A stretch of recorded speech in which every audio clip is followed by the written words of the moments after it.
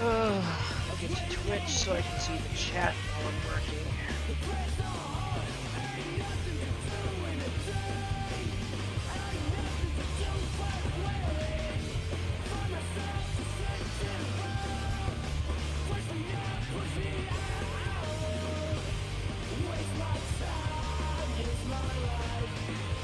Second here, just in case people do come in and want to chat. I want to at least have the window open so I can at least see the chat messages.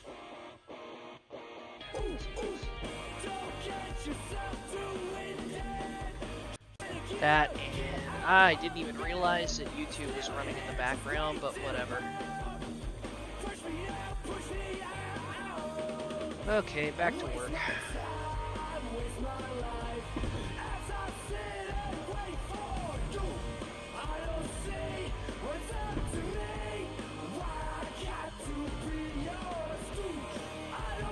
Oh, piss off. Just because of her fucking hair again.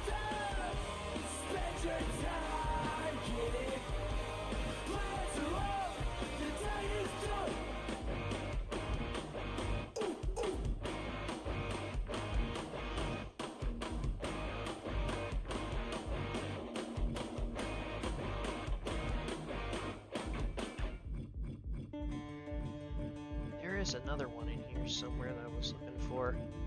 It's a full body jacket. I'm not going to advertise this stream because for one thing it's sporadic and it's at 1 o'clock in the fucking morning. People need to sleep, let them sleep. I've been laying in bed with my stomach bothering me all night. So now that it's stopped, I'm wide awake and it's driving me fucking crazy. So I figure why not bother, like why not stream? No, be nice about it. Aha!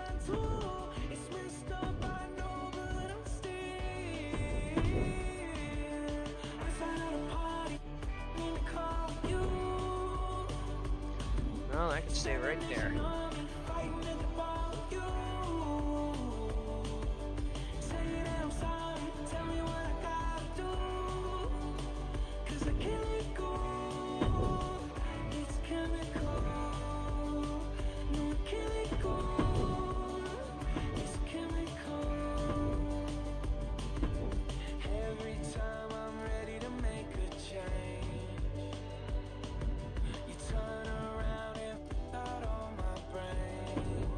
Interesting.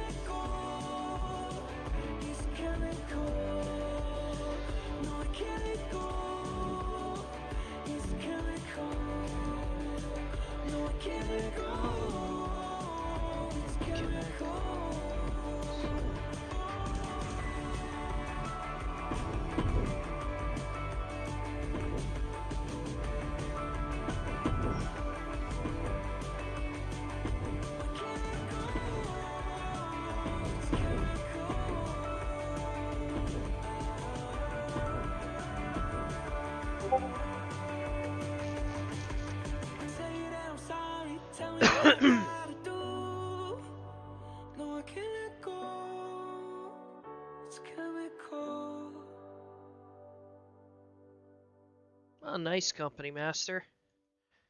Sorry, I could have sworn this thing was going to show me the chat, but I guess not. Maybe I made the window too big? I'm not sure. Oh no, never mind. Hey, Ron.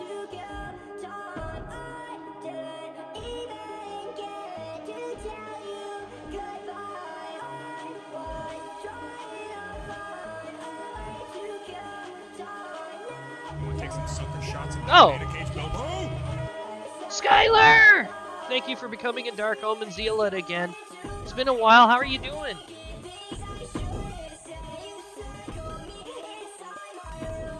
Christ, with all the shit that's been going on the last couple months, it's been really hard to talk, been hard to keep track of everybody. Yeah, I've been missing a lot of people too. Like I said, with everything that's happened over the last few months, it's been a roller coaster ride, let's just put it that way. I'm not going to get into it, obviously, because most of you know, like, some of the stuff that I've had to go through these last few months. So, I don't think I need to repeat myself on that. Yeah. And like I said, it's not just me, it's a lot of people, like you included by the looks of it. I hope you're doing alright. So I'm sure people can already figure out who I'm working on here.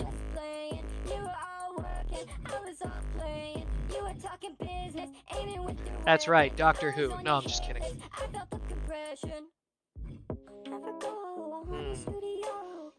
I didn't think that would work. A shawl? Oh, it's dirty. Yeah, she'd never let me live it down if I put that on her.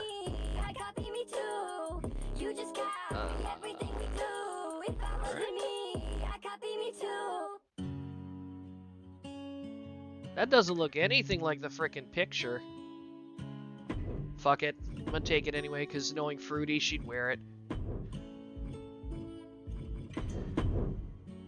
We was lying down on the floor, said I should smile more. I was killing your vibe. Said I didn't hear your voice, baby, I was taking notes. Keep that in mind. Hey, you say you hate me, ha ha. I laugh it off. Your mind is made, and I can't change it somehow.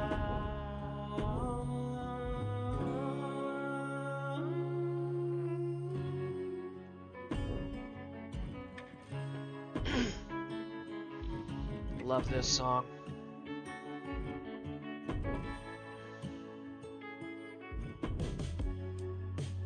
Haven't seen the sun in a month, but it's all sunshine. I forgot how to cry. Feels like pain is a world away. Took my cigarettes and flushed them down the drain now. Okay, I'm lying. Hey, you say you hate me, ha ha. I laugh it off. Your mind is made, and I can't change it somehow. I laugh it off. And if I've learned anything at all, smile.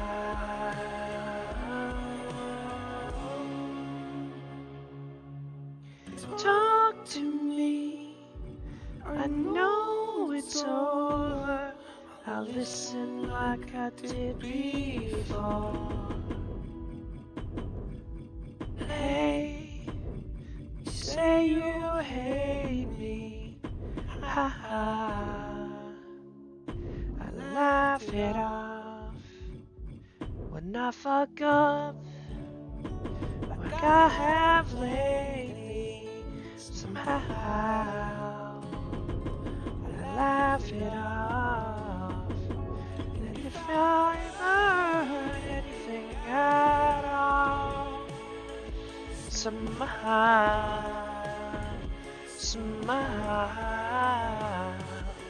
and if I learn anything at all, somehow.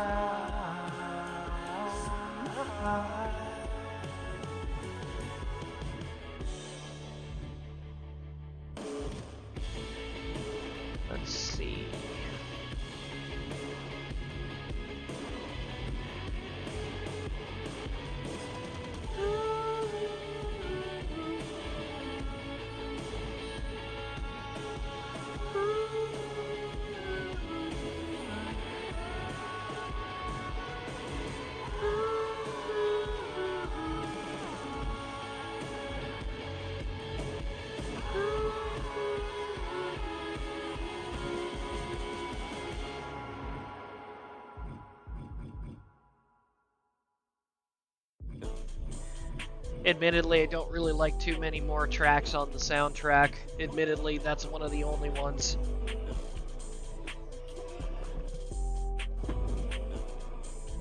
It's a shame, too, because last year's soundtrack had such banger fucking tunes on it.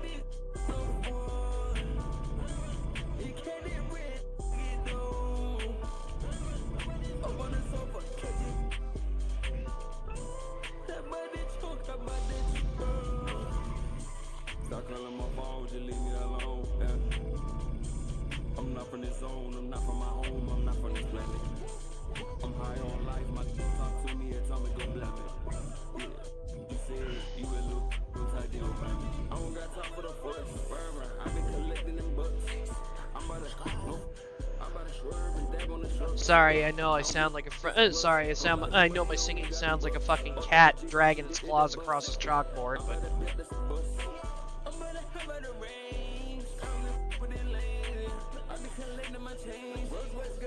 hey, Nook Nook. Let's see.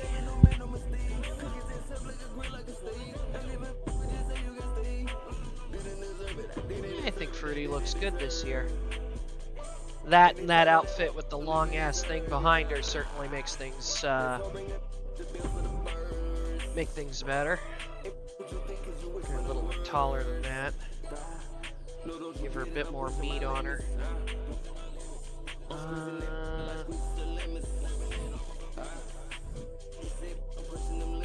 I don't want her to be like super ripped, but I don't want her to be like I want her to have like that perfect mix of weight and muscle, but other than like this one, I'm not necessarily sure that's really the one that I want, but at the same point, it's the only one that seems to work.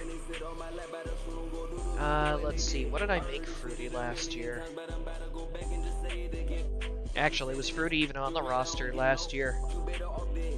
It doesn't matter, she's coming in, and she's coming back anyway. Yeah.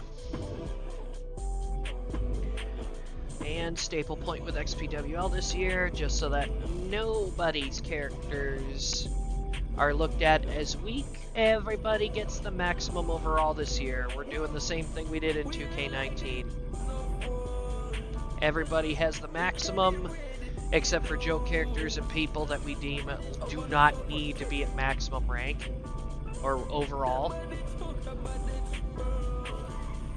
Ones that we wouldn't expect a victory, and the ones that are way below 50 in like the low 40s and 30s region, those are managers only.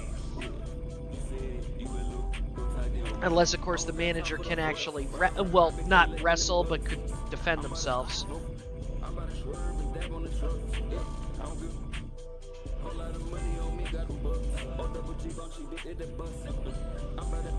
Oh, probably Nook Nook. I don't know, do you have this game? Because I know you mentioned before, like the last time I remember you tell me anything about like 2K stuff, I know that you actually did, you were either considering picking it up or you were waiting to see if we were going to pick it up in the first place, which was kind of obvious. We pick it up almost every year. But, you know, like, depending on how well this game is, like, after all of the, for example, all the downloadable content and everything is in it, because I'm going to be real with you, guys. I'm saying this just because I feel that this is a problem that plagues 2K's games. When they release a game, for example, 2K19 is a great example of this. 2K19 as a great example to start with. Here's my issues with it. When 2K19 first came out, it had its bugs, but it was generally playable. On top of that, like 2K18, when you drop people on stuff like the stairs, instead of them not actually hitting the stairs, they would land on it and their bodies would ragdoll in sometimes uncomfortable looking ways, but at the same point, you still had the ability to drop people onto stuff and they would actually have a reaction to it. Like, you could drop them on top of the stairs and they'd have a reaction, much like you do with the ladders in this game. But as the games got, as the games got updated, certain things were being either omitted or trying to fix it. And I don't know if 2K did that because there were certain things that were breaking the game, for example, but certain things that were really awesome that I think probably would have been awesome to keep in the game, they took out. Like the ragdolling on the steps, like, is it too much to ask that we have that back? Like, 2K, if you're watching this stream, and you probably aren't because I forgot to put the friggin' game, right? Did I forget to put the game up? Yes, I did. Yes, I did. I am so sorry, guys. Damn it, it's supposed to be 2K24. People should obviously know that, but, you know, like, okay, so, alright, so back to my little rant here about 2K's games. Okay, so when 2K19 was nearing the end of its life cycle, like before 2K20, like actually no, not even that. 2K19 got a decent life cycle out of us because we didn't see a new WWE game until 2K22, so we relied on 2K19 for what, 3 years? And you know what? After 3 years, the game was really starting to show problems. Like, you know, certain glitches would happen, or on the case of certain things like the PS4, the game would crash at random. And 2K20, we don't talk about it because it was a fucking dumpster fire, and it still technically is, although I will implore 2K. If you guys could take the frickin' arenas from 2K20 and put them back into games like 2K24 and 2K25, that is something that I would want to invest money into. If you guys release a secondary, like, DLC pack after all the DLC comes out, 2K, I hope you guys hear my plea, and you guys can clip this if you want and share it on social media or whatever. For the love of God, guys, for as much as the 2K20 game was garbage, those arenas that you built, the fantasy arenas, the fantasy backstage areas and all that shit, all of that stuff was good. We liked that stuff. We should still get it. It sucks that that stuff is still trapped behind 2K20 because while the game was garbage, I loved those freaking arenas, especially the Wasteland one with the Sandstorm.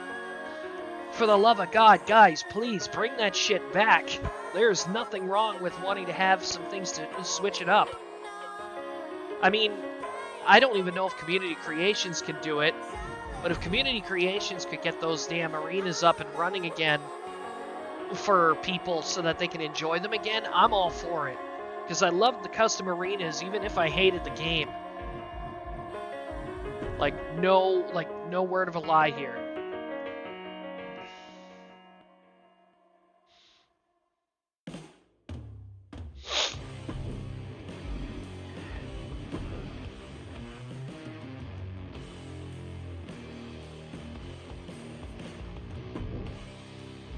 But yeah, if anybody was wondering about that, yeah, I am... the only thing I'm complaining about with 2K20 was they should bring those arenas back, because I think that those arenas they worked really hard on, and they looked really, really good, and they should have kept them so that they could put them in the other 2K games afterward, because I think those arenas were boss. Like, you really should have kept those. But you can only do so much, I guess. No, because she used this one. Where are you? FRE, FRE, FR, FR, FRE, FRE, FRE. There it is.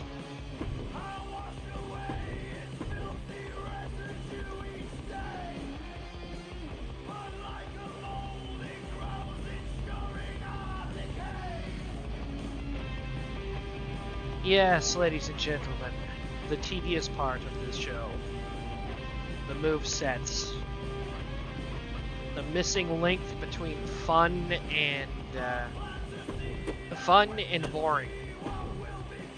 Because it's so damn tedious.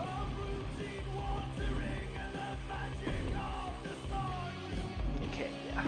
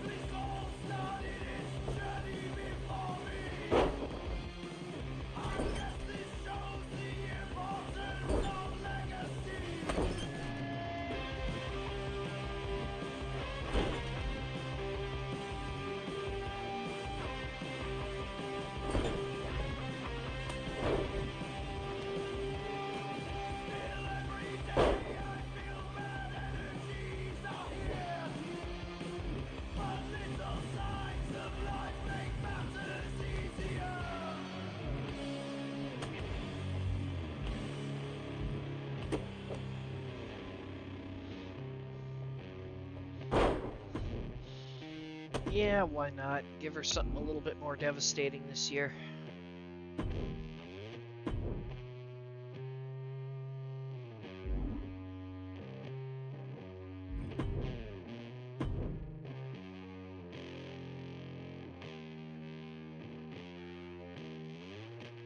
Okay. Fruity, where are you?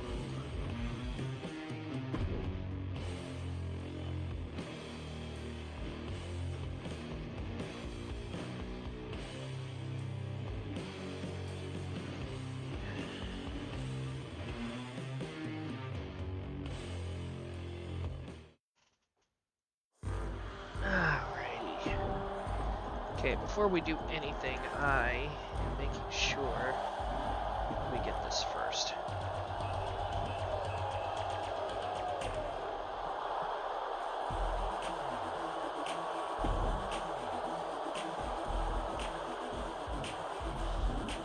One moment, I want to check something here before I do anything.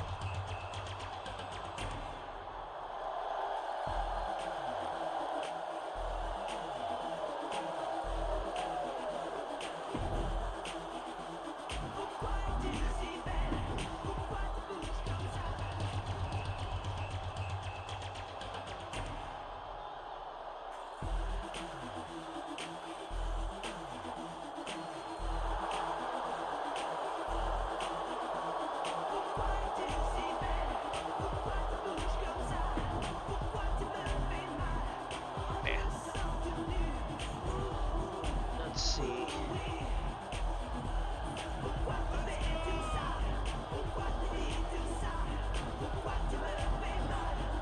What about Island Dawn? Let me just double check that real quick.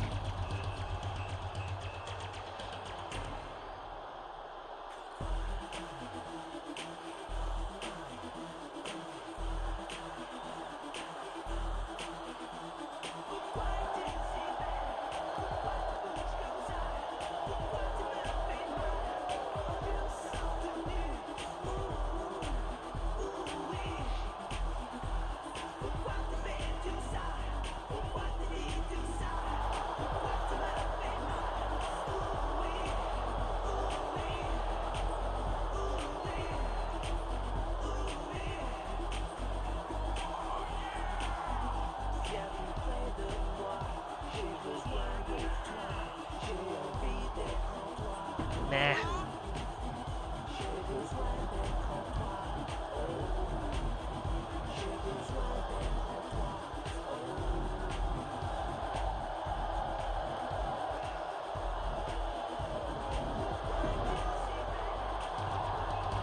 What about this one? Hard Knocks. Let's see.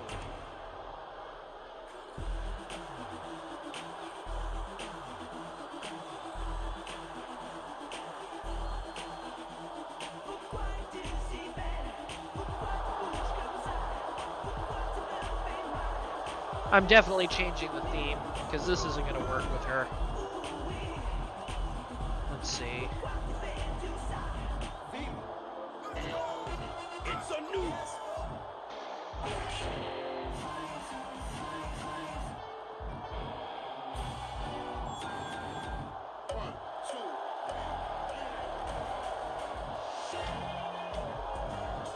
Probably not.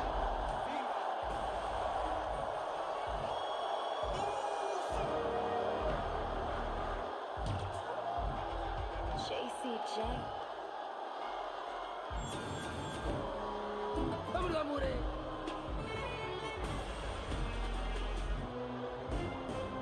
Stand.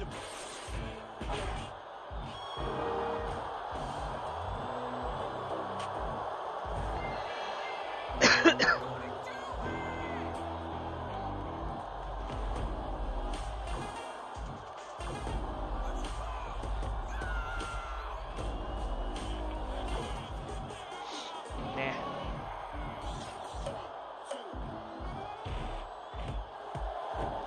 Yeah, you know what? That might work.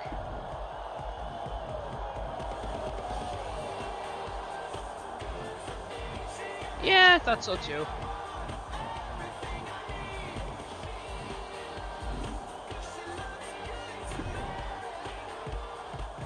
let's try this.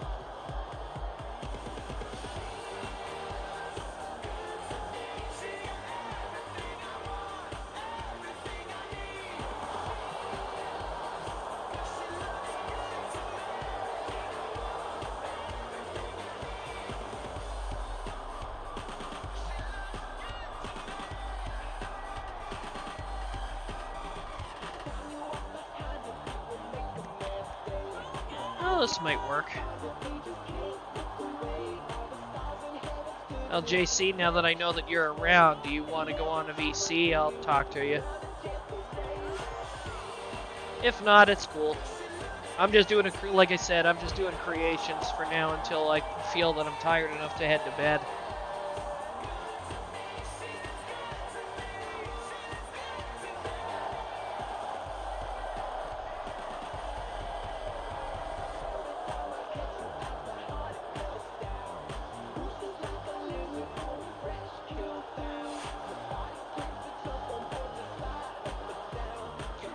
Yeah, you know what? I like that, but I gotta get rid of Maurice's Titantron.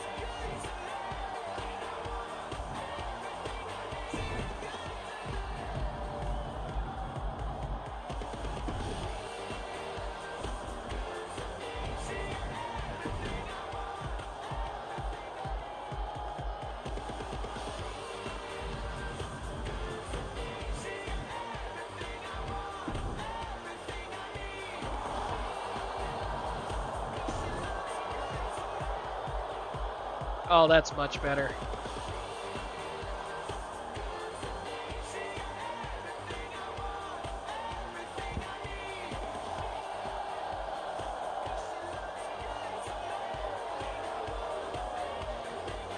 Okay, kind of liking the snowy effect on the Tron in behind her.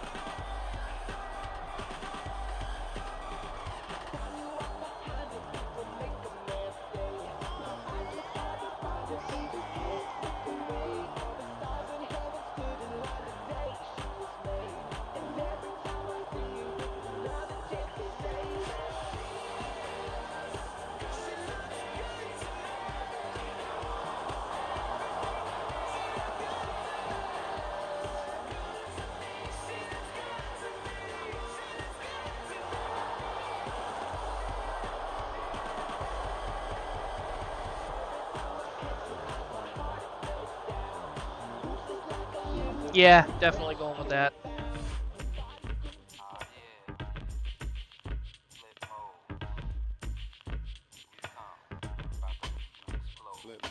Okay, so victory motion.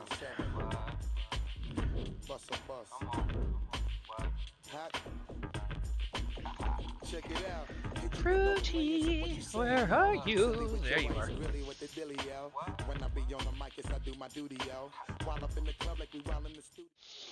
Here is your winner. I really wish that this thing would just let you use the same theme that you use in Entrance.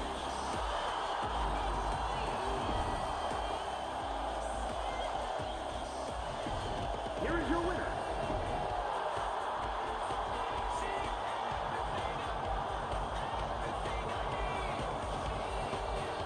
Here is your winner.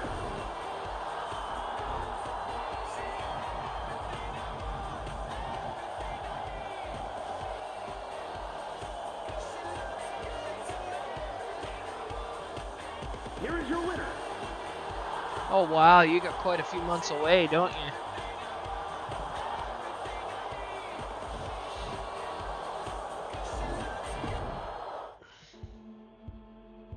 Alright, Fruity's done. Cool. I'll have to upload her when I go offline.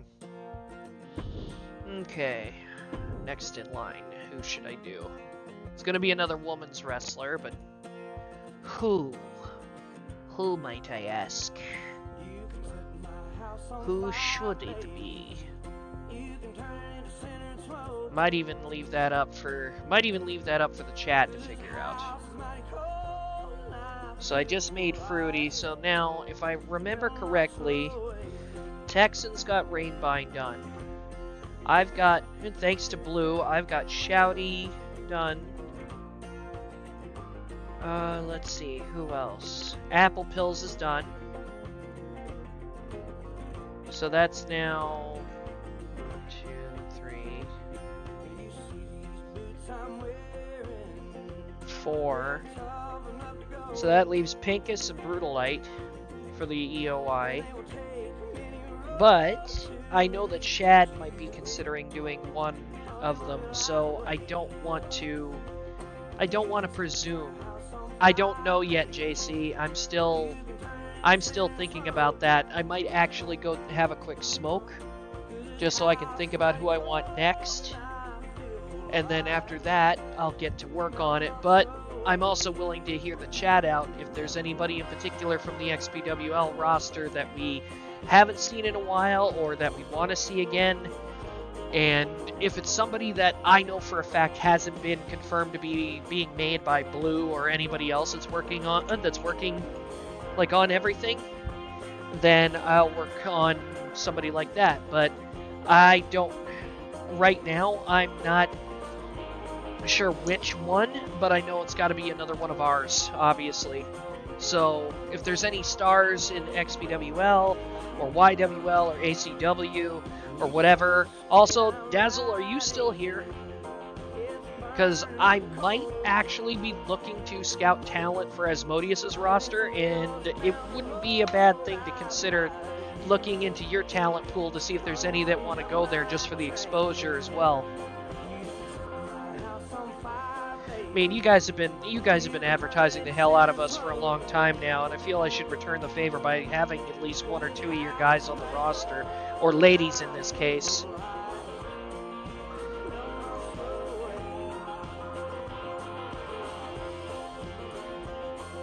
But if you guys are willing to just wait me out for, like, I don't know, maybe 5 minutes just so I can go to the bathroom and, you know, have that smoke and everything else.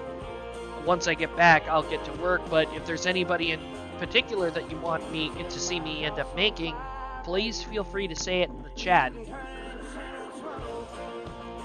I'd be more than willing to work on it if it's somebody that I know I can work on with no issues, and that I know somebody else isn't already working on.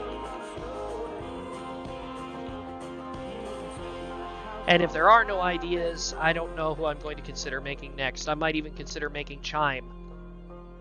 I doubt it, but the possibility's still there. Chime's a Turf War player. She's not a wrestler.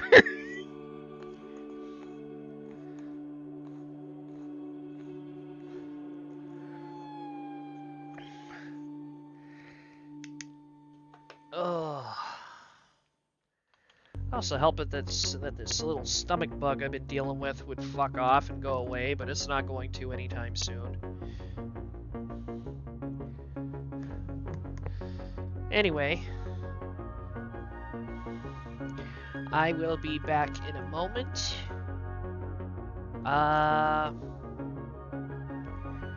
And if that's the case, like I said, if, like JC, again, when I get back, I'm going to go into VC if you want to join me. And you know what, Dazzle, since you're also on the server, I'm extending that invitation to you too when I get back. Anyway, I'll see you guys in a few minutes. Like I said, I'm going to go have a quick bathroom break and go have a smoke, and then I'll be right back.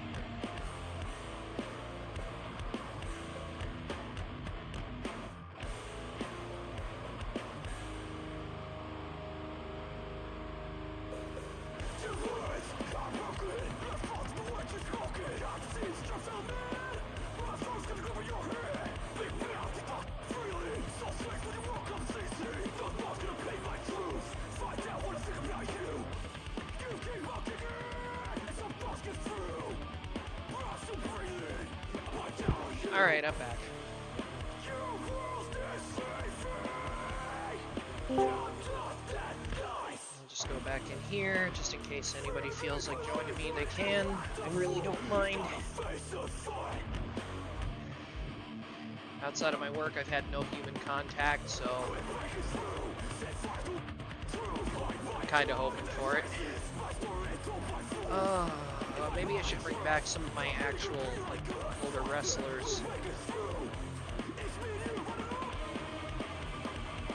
I know I should probably bring back Serena Scorcher. I did want to bring her back.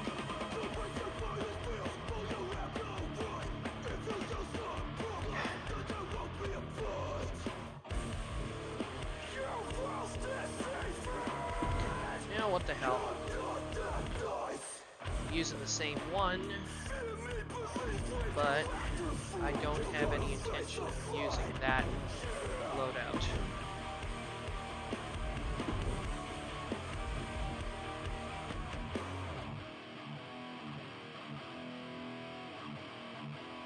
Shit, that doesn't change their hair.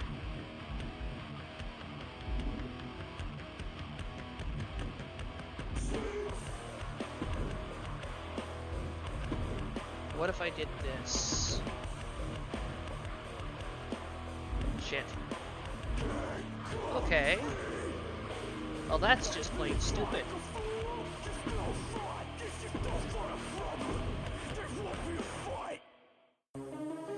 Okay, so I'm going to use you then.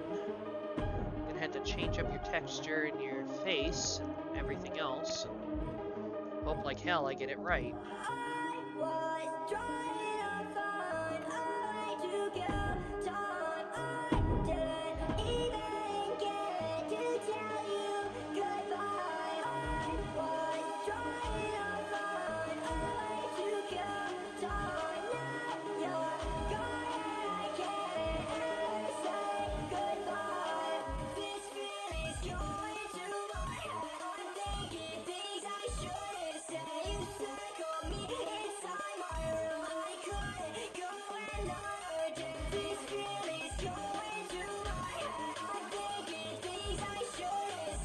Oh, that's it, yeah.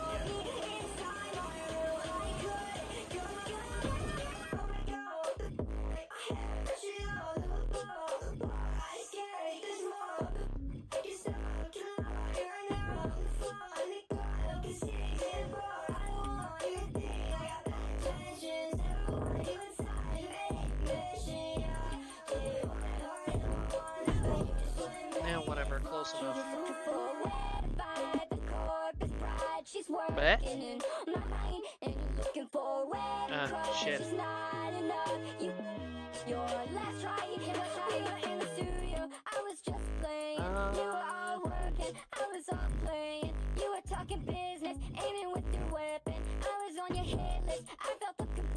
Yeah, whatever.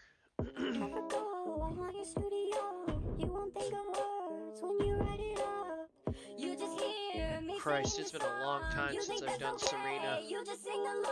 I don't even remember everything about her. But I do know she was a beach girl. Self-proclaimed.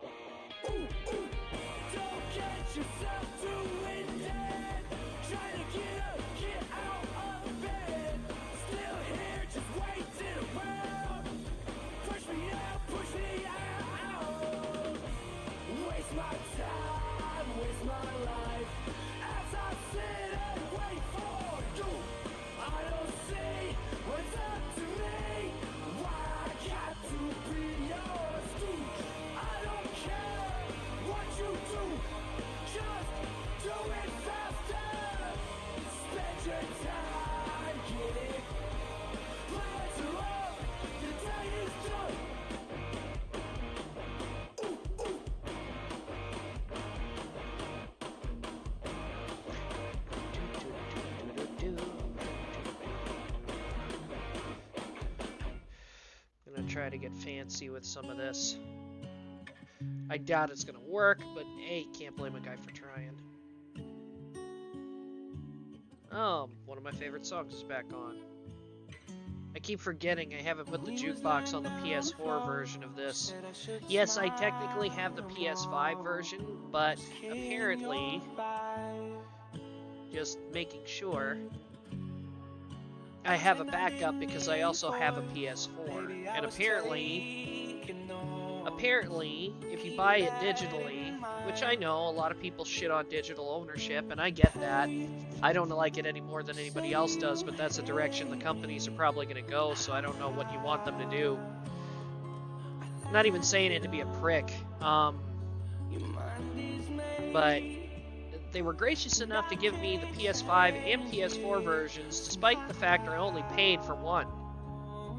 I'm not going to give them shit for that, because I honestly think that is very nice of them to actually allow you to have both copies, and because I have the PS4, if anything happens, at least I've got a way to get some of my stuff back. I might not have my PS5 save, but I at least have something to work with, right? So, I'm trying to look at it as a positive instead of a negative, but, you know, in this day and age, it's getting harder and harder to do.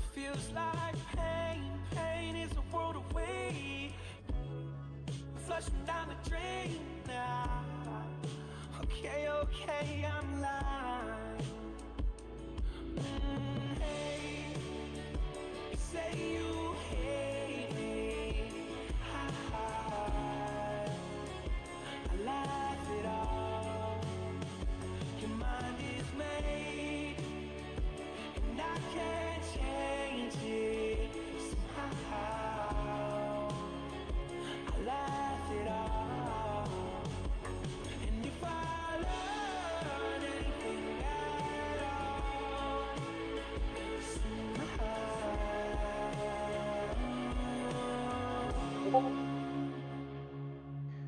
talk to me. I know it's all who is trying to message me? Like I did before.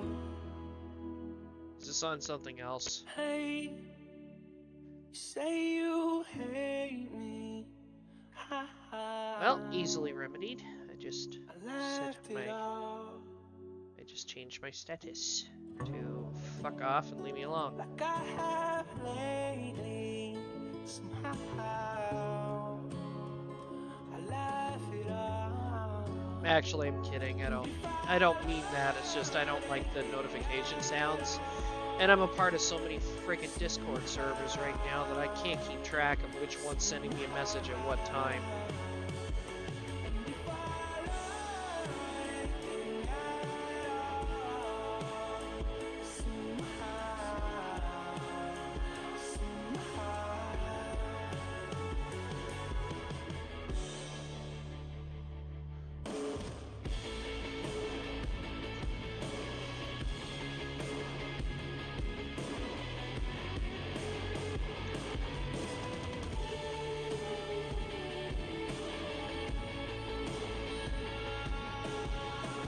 Some screenshots, some fruity before I go to bed too, come to think of it.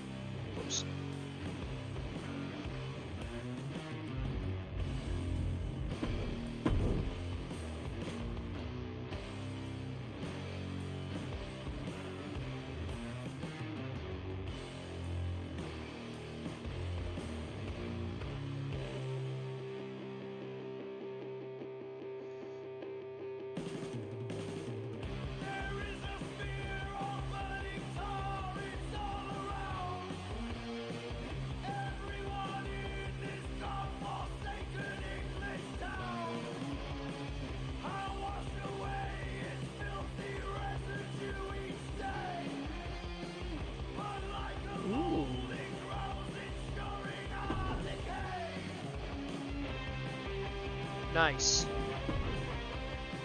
Oh shit, I should clean it up around the middle.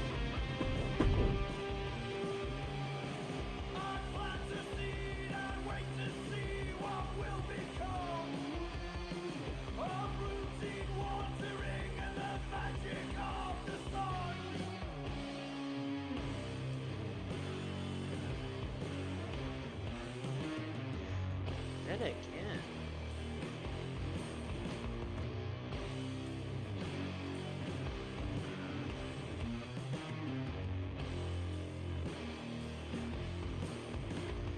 Ooh, nice. Now it looks like a candle flame, which was actually the idea I had in the first place, but I screwed it up in 2K19.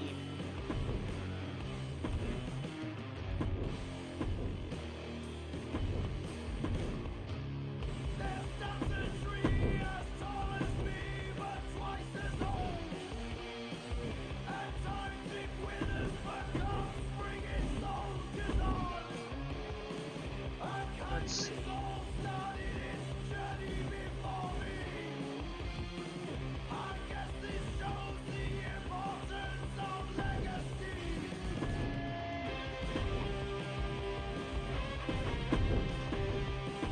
Oh yeah, it's coming back now.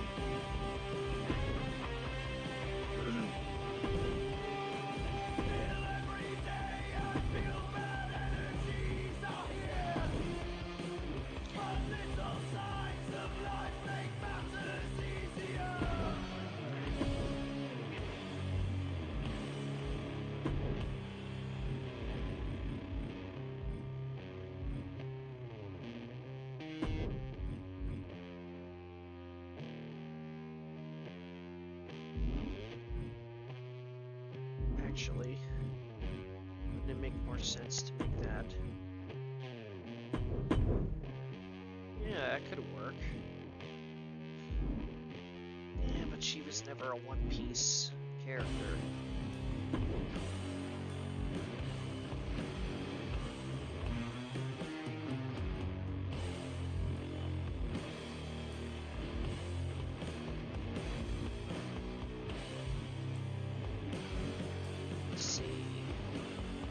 Oh, perfect.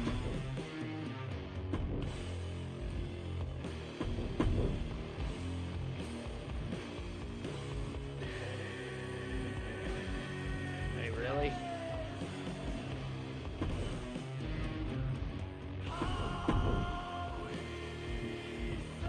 Huh. So, you can't change the green color. Yeah. Okay.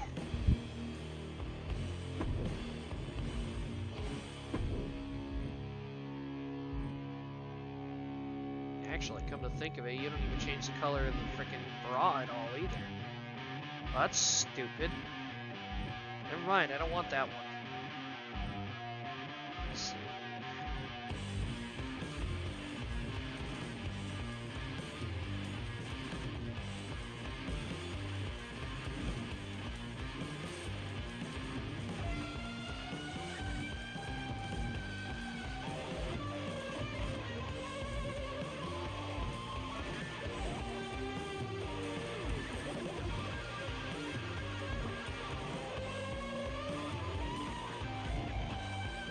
Again, the right coloring. No, never mind, didn't work like that. Some materials are just not modifiable. Oh well.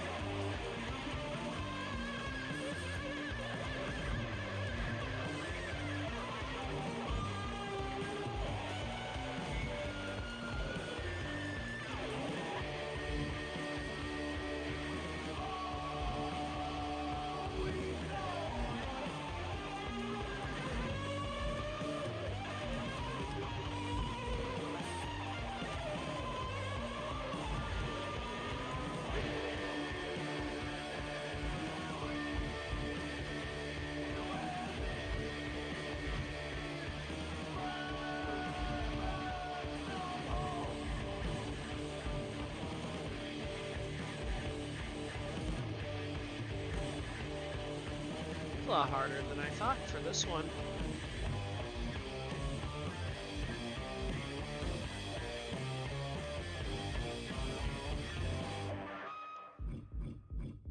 Well, why not?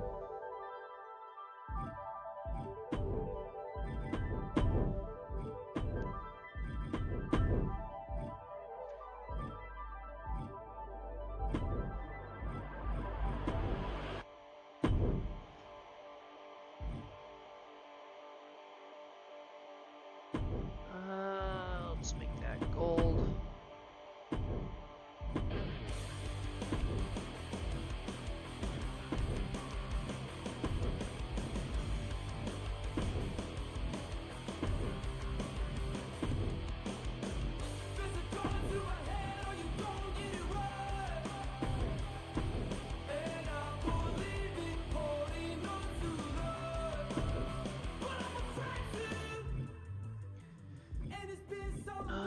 Let's see. So the mystery gone, and it's been so long. Oh, the mystery. Oh, the mystery. I need something I can use here. There's a clock in my head. Is it wrong? Is it right? I know you're scared of running out of time, but I'm afraid to. And it's been so long. So the mystery gone, and it's been so long. Oh, the mystery.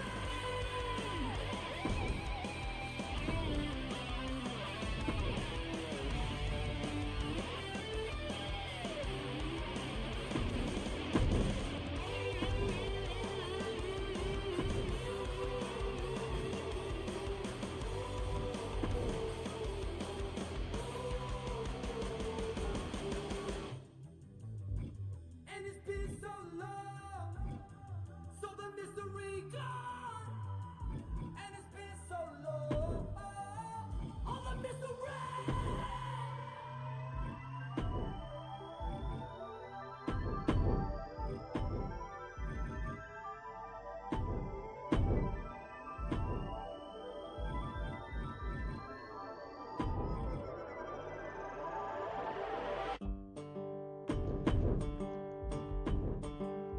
Let's see.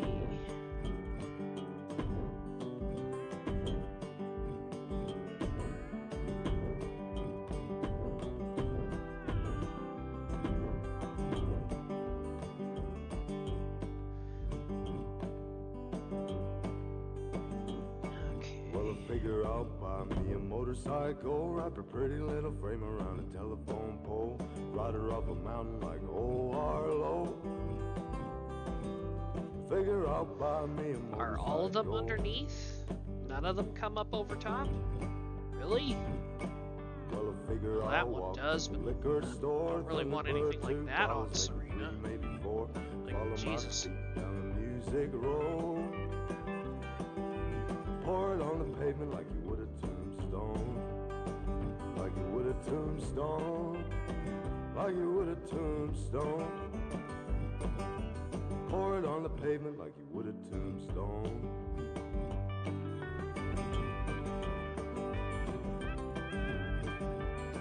This is so frickin' ridiculous. Most of these go underneath. Even the furry one does. Well, I figure I'm weary of feeling this way. Hop another train. Tell my brothers and my sisters that it's keeping me sane. Figure I'm weary of feeling this way.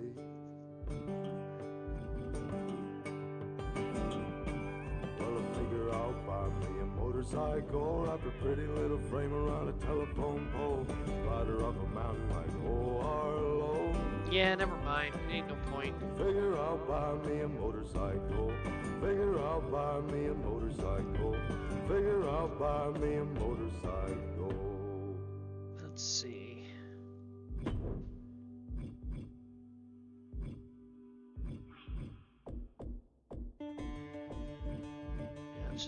strictly keep it to necklaces for now. Trying to find some particular ones.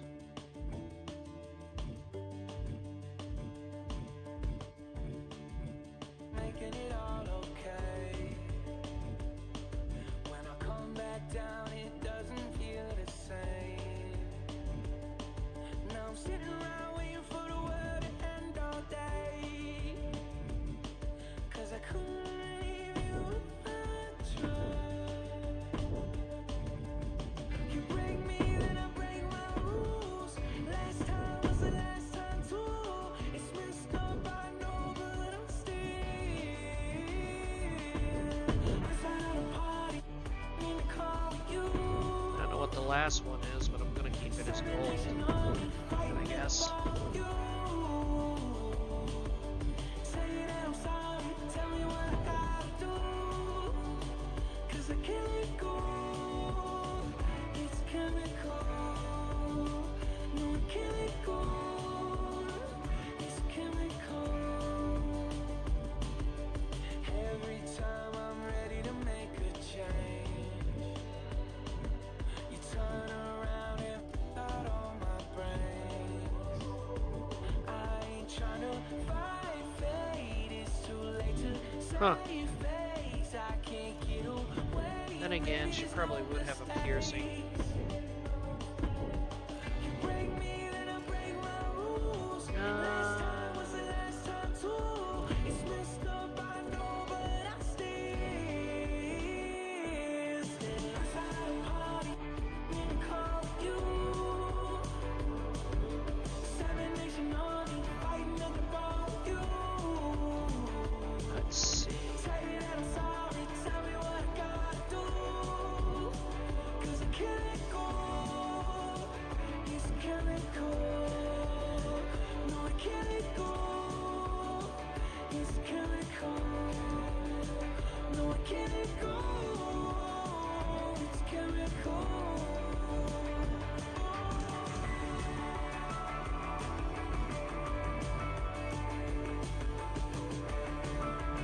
You could do that one. I don't really want her to wear that though. I'm looking for fiery looking pants, not like this stuff though. This is all like Wastelander stuff, acid wash, denim. Sorry, tell me what I gotta do. No, I can't let go. It's chemical.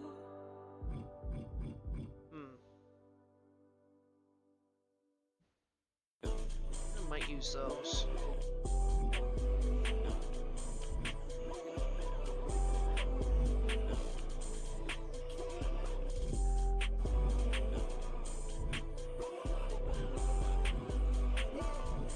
We ain't like this no more. You can't get rid, get down.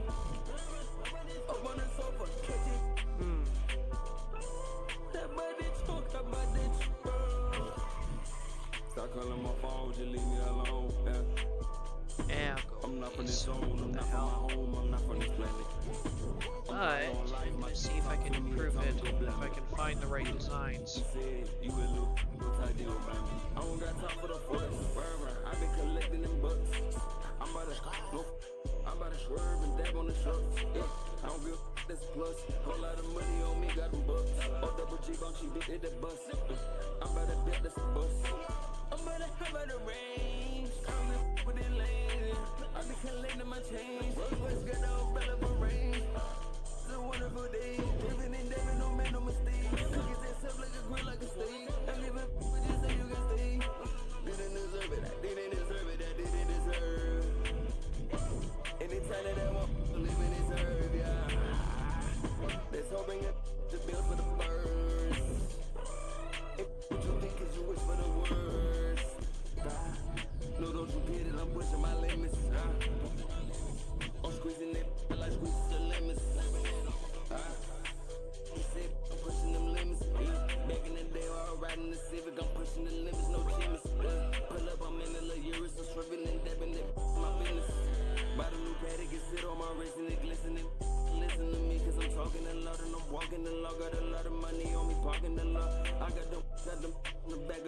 Them back, got them racks in them back.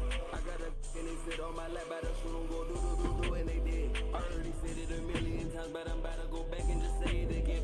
What you said in this, you read, I don't give no. You better off dead.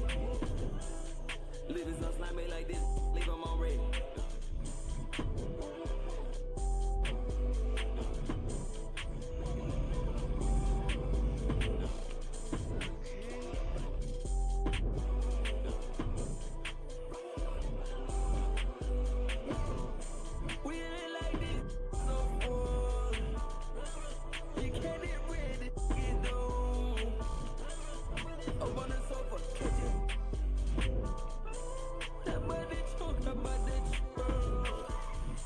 Stop calling my phone, just leave me alone. Yeah. I'm not from this zone, I'm not from my home, I'm not from this planet. I'm high on life, my talk to me and tell me to blame it. Yeah. You said you will look, what I did with my me. I don't got time for the force. I've been collecting them bucks. I'm about to shabby. on the truck. Yeah, I don't give a lot of money on me, got them bucks. Oh, double G, bump, she bit at the bus. I'm about to bet this bus. I'm about to range. I don't give a lane. I be collecting my change. West got the umbrella for range. It's a wonderful day. Living in Devon, no man, no mistake. Cook yourself like a grill, like a steak. I'm living with you so you can stay.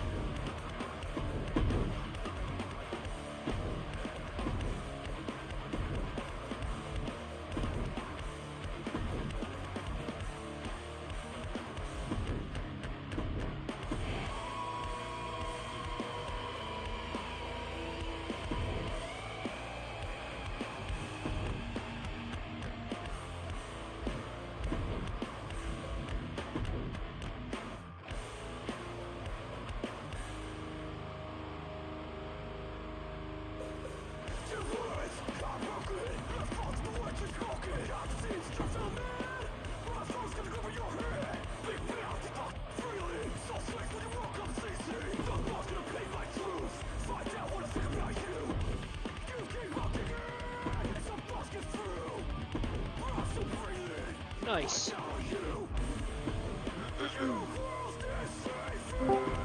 That. Oh, he's there. Hello there. Oh, hey, Stormy. There goes. Okay, I guess. Can't sleep, so I'm working on characters.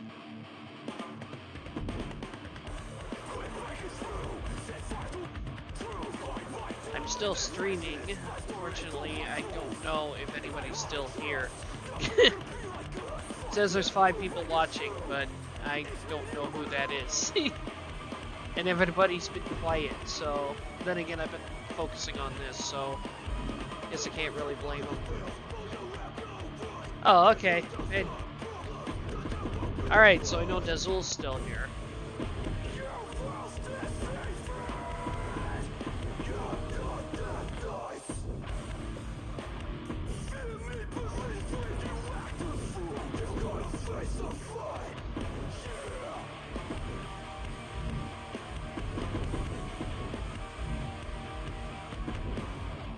You have not gone bed yet?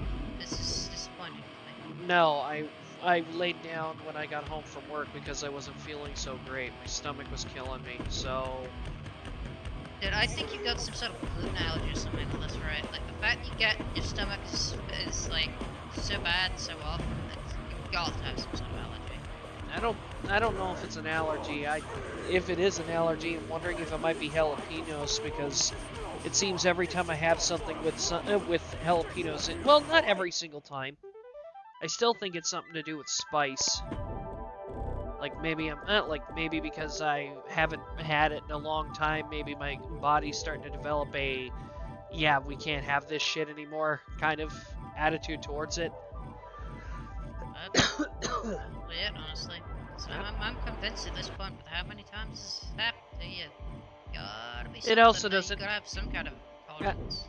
physically. I don't know. I used to be able to eat spice like nothing, and now, like, I can't fucking do it. I mean, you have said this before. Yeah, but I Okay. was under the impression that habanero was what done it in for me, but if jalapeno starts doing that to me, I'm screwed. Because I love jalapeno anything.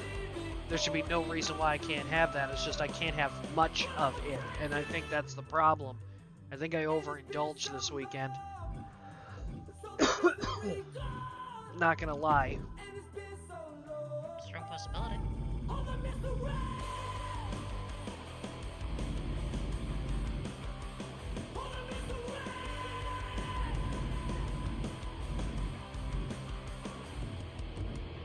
What the hell is my roommate doing? Banging off at this hour and what housemate? But whatever. Banging off.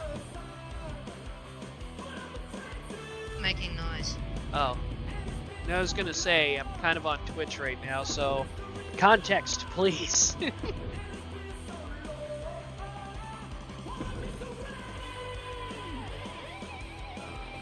Let's see.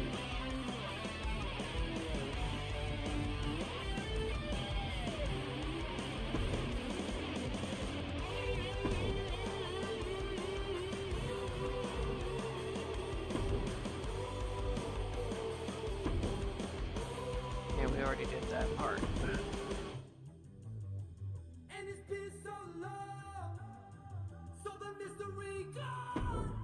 Definition of banging up basically means making a loud noise.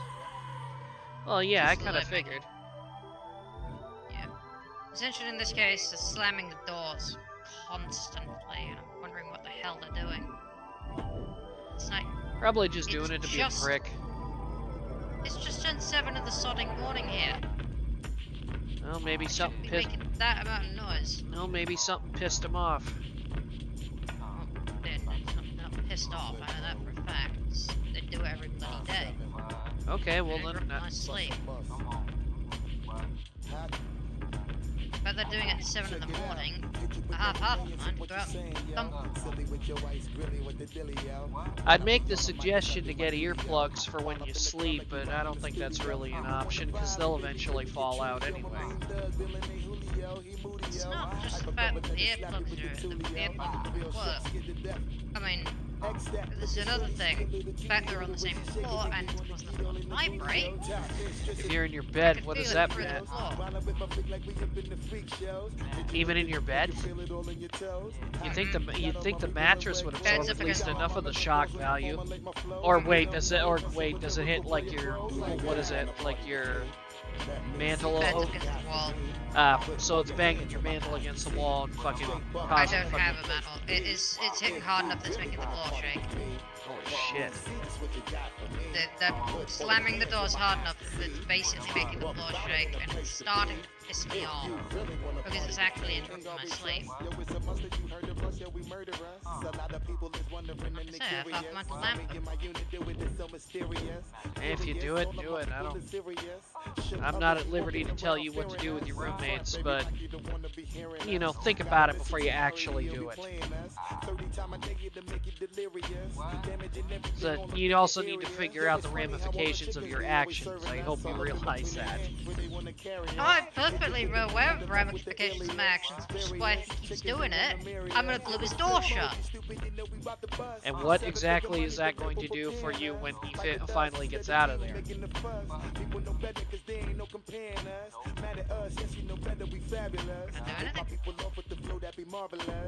Just saying. Be prepared. That's kind of something that's a good probability that they're going to be pissed off enough to lash out at you.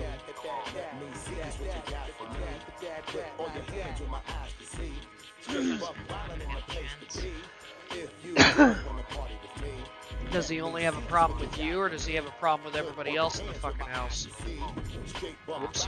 I have no idea, but all I know is, keep doing this, I'm gluing his bedroom door shut while he's in his room asleep. Not my problem. You want to do it, do it. Thank you for bringing him doors, right?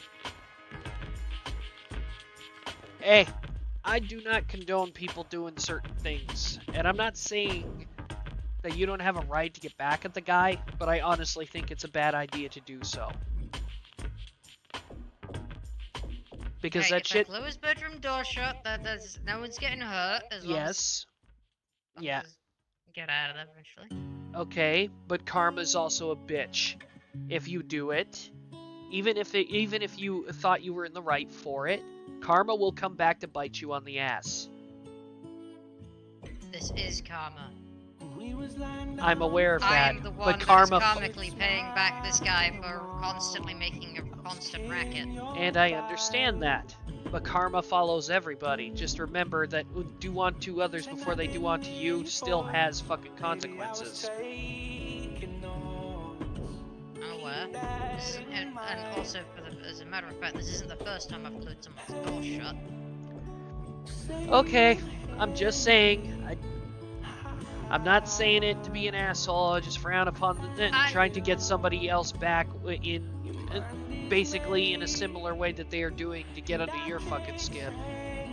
I don't think it's a good idea, but it's your place and it's your roommate. And you do whatever the hell you think is necessary.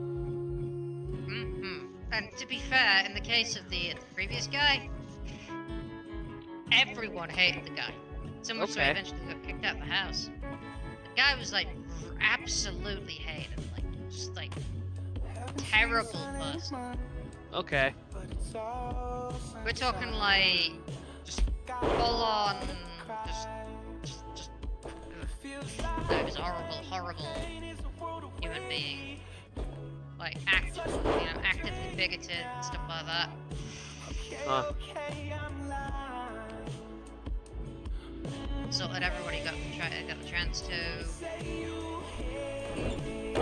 Very hateful individual. Finally glad to get rid of. Finally could get rid of him. Okay. Just continuing to stop getting rid of him in the first place. But the thing is, he was such a pain in the ass. I was like, you know what, do something about him or I'll do something myself. They weren't able to do anything about him at first, so, well, eventually got to the point that I decided, you know what, I've given you guys enough warnings, you've not done anything about him, I'm taking matters in my own hands, and I glued his door shut. Got in shit for it, but I still stood by my actions. I mean, hell, I got in shit for it, and then they tried to tell me off, I doubled down. I was like, you know what, I stand by my actions. The guy didn't do anything about him. I've been complaining for about a year now. In fact, you've not been able to get rid of him due to extenuating circumstances. Yeah, I will do something. Not if you're unable to do it. I've had enough. There's only so far you can push someone before they finally have enough. Yeah, don't I know? Trust me.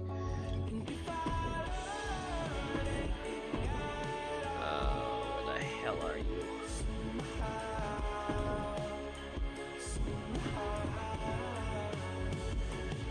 And the best part is no one got hurt. Well, that's at least a plus. Though I did empty an entire tube of cork into the door. Yeah, I think the reason why they might have tried to tell you off, I don't think it necessarily was because of what you did. I think it might be the case that they still had to replace the door, and that's still going to cost them fucking money. No, they didn't actually. They just cleaned the door off. They were mostly telling me off for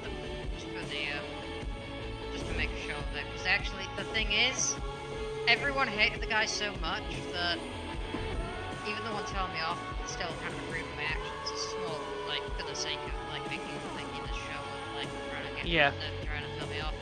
But every time the story gets told, like every time someone presents the story, it always gets a laugh out. Everyone knew the guy.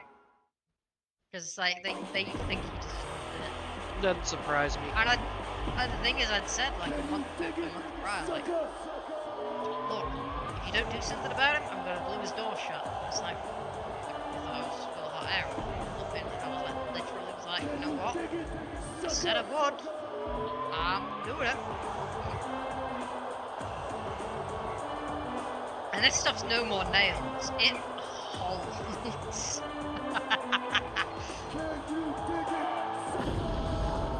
An entire tube of the stuff too. I'd originally gotten it to put my desk together, you know, like reinforce my desk, which was falling apart. I was like, you know what? I've got some left over. Got basically an entire tube left over. Empty the rest of the tube under the door, and you could hear him trying to open his door for the rest of the day. Someone let him out. First, I thought it was toothpaste on his door. Then I realised, wait, nope, this is no more nails, and that stuff has that thing sticks fast. Sticks fast.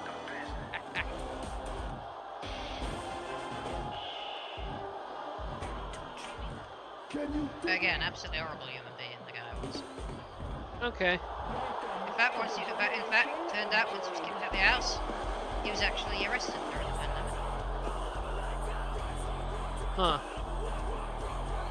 So, yeah, like I say, I was a horrible person.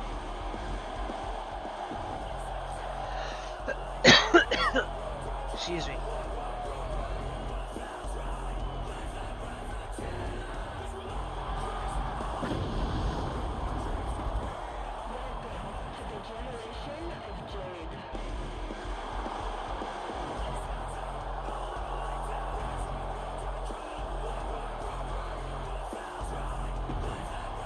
Now, normally I wouldn't share this. Like, I would be very big. Yeah. And normally I would not advocate the gluing shut of someone's door. Oh, fuck, I would hope not. But in this case, it was very extenuating circumstances that the guy was constantly insulting me, insulting everyone else. I mean, the thing is, when I'd go to the bathroom, if I went to the bathroom at night, Yeah. you could count the seconds, because he was like, his room was right across the bathroom. So if I went at night, yeah, if I needed to go to the bathroom for any reason, you can count the seconds before you'd have him at the door. Yeah, he'd come out of his room, quite literally, just above me. You could count the seconds before he did it. And he'd do it without fail as well. Like, it's like he was waiting for me to leave my room when I was badly busted into the bathroom. Then, the second that door locked, you could count the seconds before he finally decided to come out, try the door, try to jimmy the door a couple of times, call me names through the door, then go back to the room.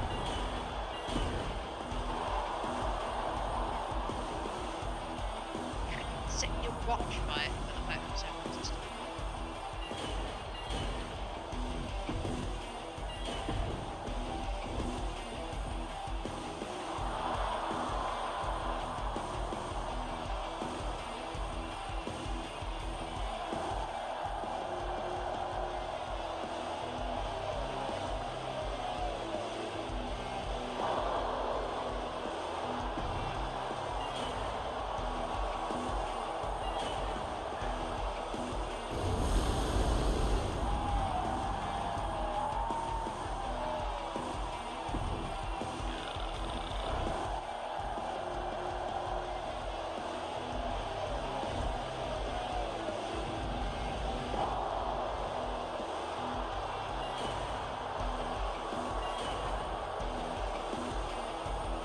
Okay, let's see how this looks.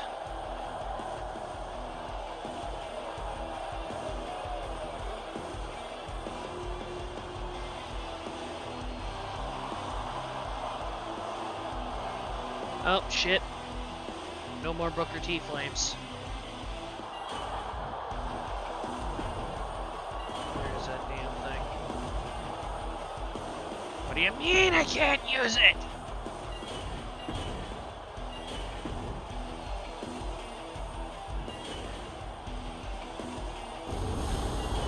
Son of a bitch! They took him out!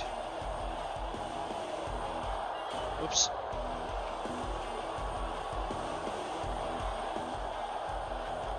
Guess I'm gonna have to get him back by using frickin' McIntyre. What the fuck?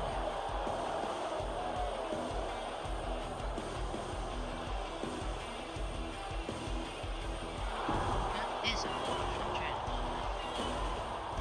Well, I don't understand why I did that in the first place, because the frickin' fireworks weren't even in the frickin' lineup until I decided to fuck with it. They would have just as easily went off when they're supposed to, but they stopped.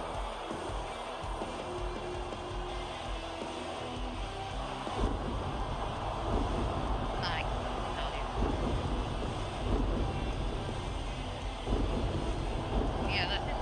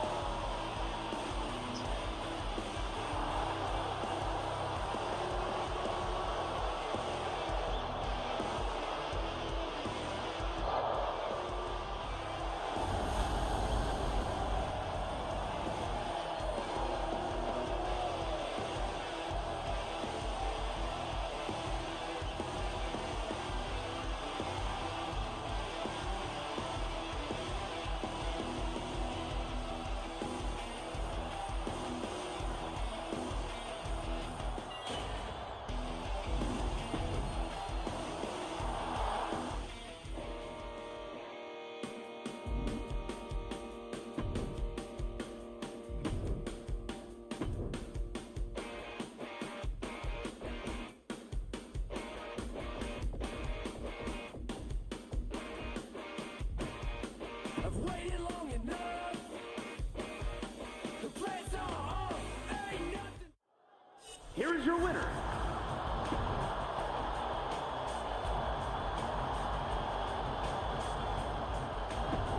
Here is your winner.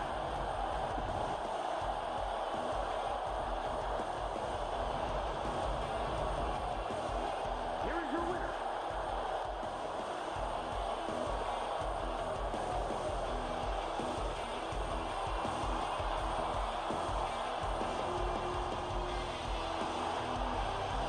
Here is your winner.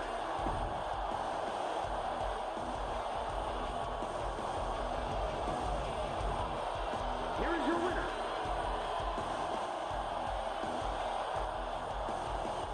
Oh yeah, I think I like this.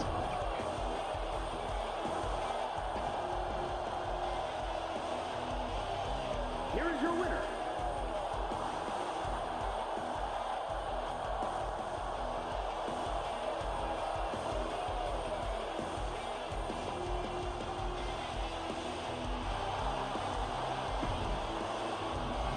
Here is your winner.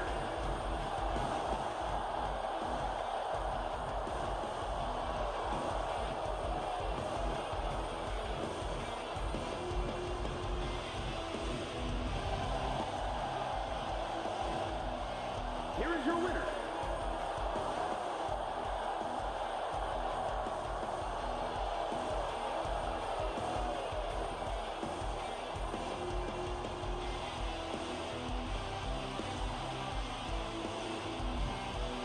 Here is your winner.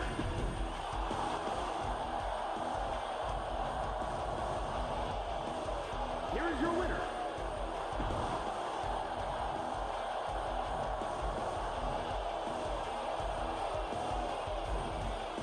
Here is your winner. Here is your winner.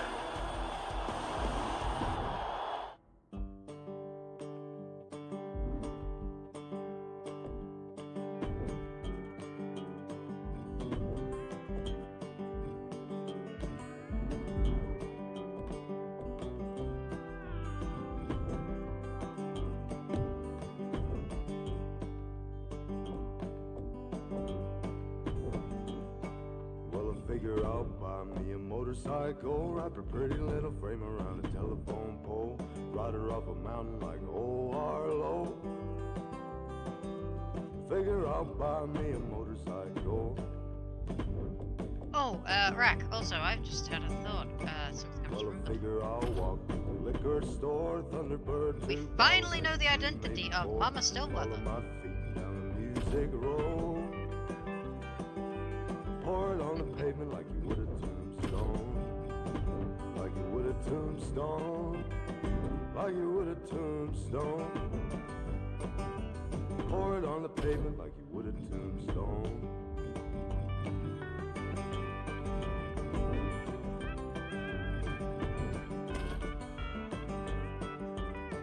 Is that a slipper?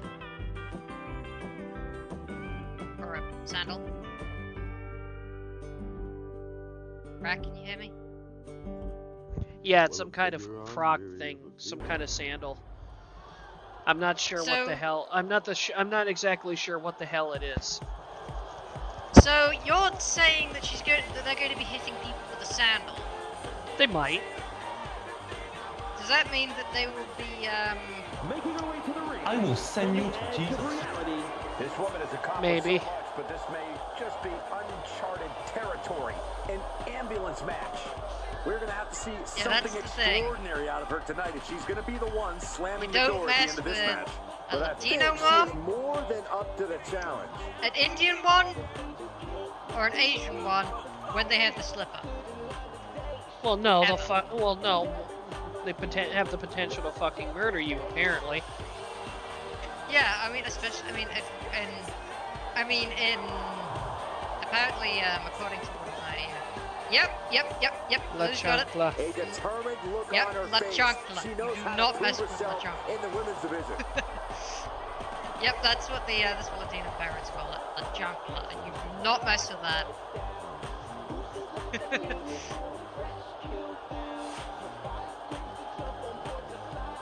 I don't know what Asian parents call it, that's what the Latino call it. Terrifying. Apparently. I've never had to deal with this. Truth or consequences. But yeah, it's apparently I've This heard woman about has it from accomplished so much, but this may just be uncharted territory. friend of An mine. ambulance match. We're going to have to see something extraordinary out of her tonight if she's going to be the one slamming the door at the end of this match. But I think she is more than up to the challenge. Well, I don't know if it's a friend or associate. Not sure understand. Yeah. I'd like to think it was a friend. We hang She knows out. tonight is going to be a big challenge, but if anyone is up for it, it's this woman. We're definitely in a fight.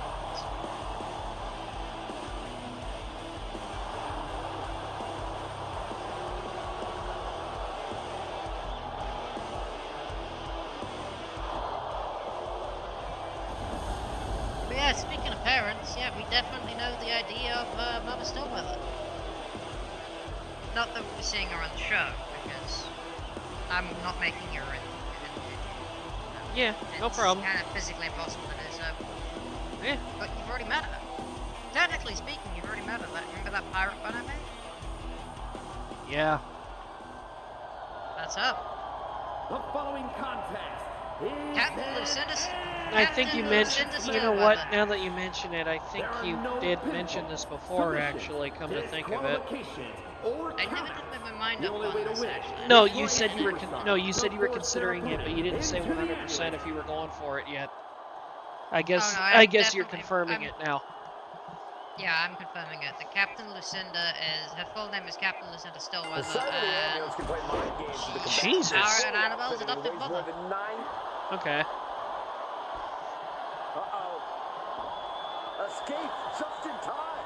However, her crew just call her Captain Lucy Okay. because She's taking this calling outside. her This one Captain cannot be Lucinda. lost by You expect a bunch of pirates to be that She saw it literate? coming. No. Side Russian leg Exactly. sweep. Clearly waiting for that. Well executed arm drag. Made her pay for her mistake. Really just laying it in. I'm not sure. I'd have to ask Stormy about that one, Blue. Turned that one around. Boom. Vicious knee. Perhaps looking for some kind of equalizer. Come on, here. Serena. And Fruity's you one of the know most she's reluctant making some hardcore sort of champions we've sledgehammer. ever had, She and she's dodged beating that you one right nicely. now. Oh. How you recover from that? Able to parry that one. Corey, do you expect the lack of disqualification in this ambulance match to be a big factor? I expect it to be the deciding factor, Cole. Whoever pushes the boundaries and goes to the most extremes with their offense is going to be in the driver's seat here. Looking bad for her here. Facebuster. Ooh. A commanding rush of attacks on her here. Yeah, a lot of work going into keeping her down now. Taking a look inside the ambulance. Now has to think of a way to get their opponent into it. Taking it to the floor. What's she going to do? Head first into the ambulance. Appears to be completely defenseless right now. Boom. Trying to at least slam one door shut. Halfway to victory. How do they escape? That's incredible. What resolve. Boom, backdrop suplex. What a high angle right across the shoulders. Oh, my God. Oh, what a backbreaker. Right to the spine. Back elbow blows that one up.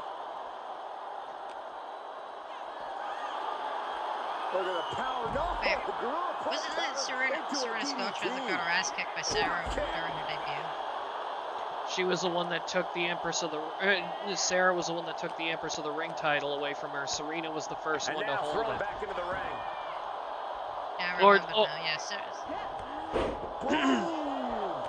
Or at least the original idea, I think, was Serena won it in a tournament, and she literally lost it a week later to fucking From the middle Sarah. rope.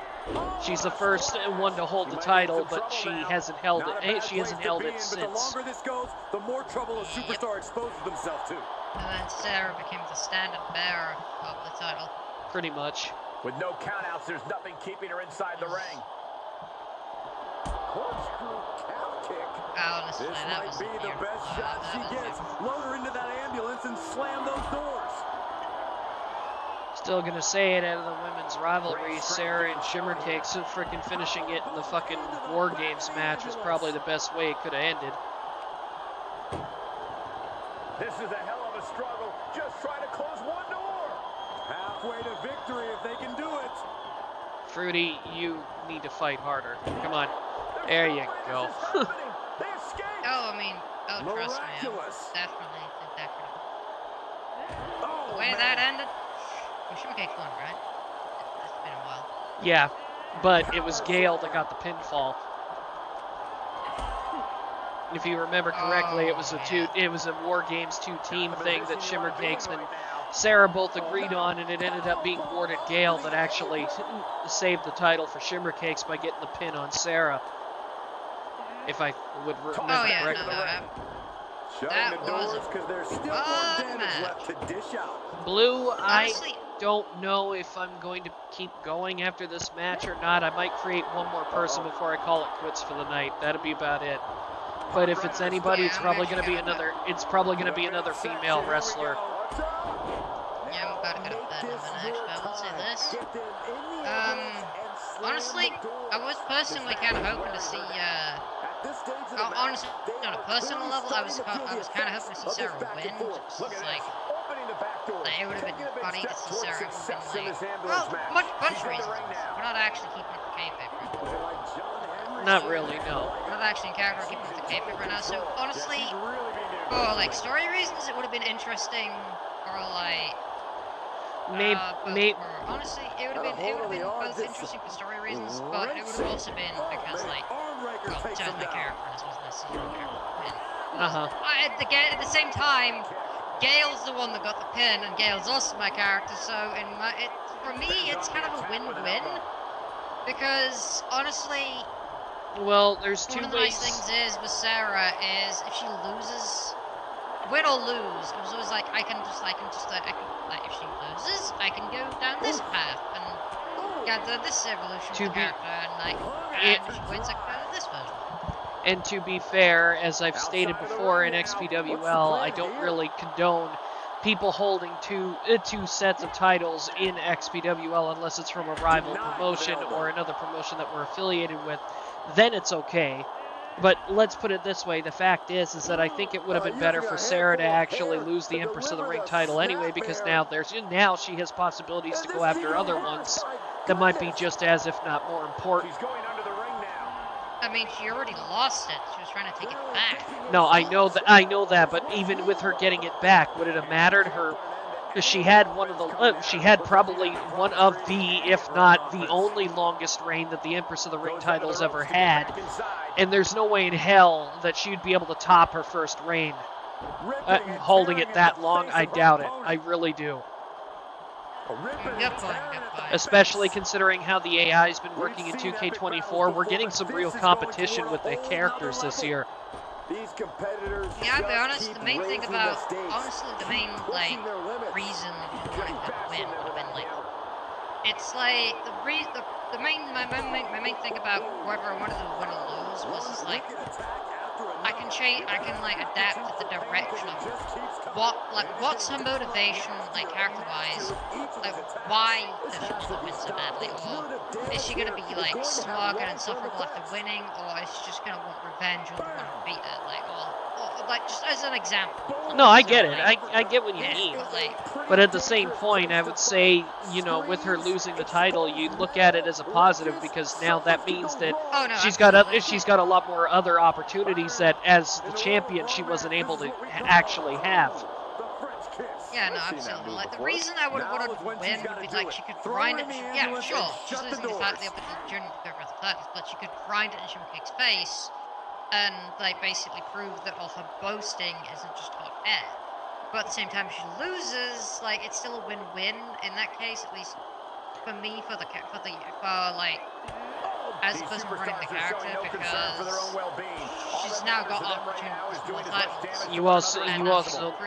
You also need to take in mind another positive to that War Games match is the factor that Gale fucking got the pinfall is the reason why Shimmer Cakes' next opponent is more than likely going to be Warden Gale, because Shimmer owes her big time. Good point.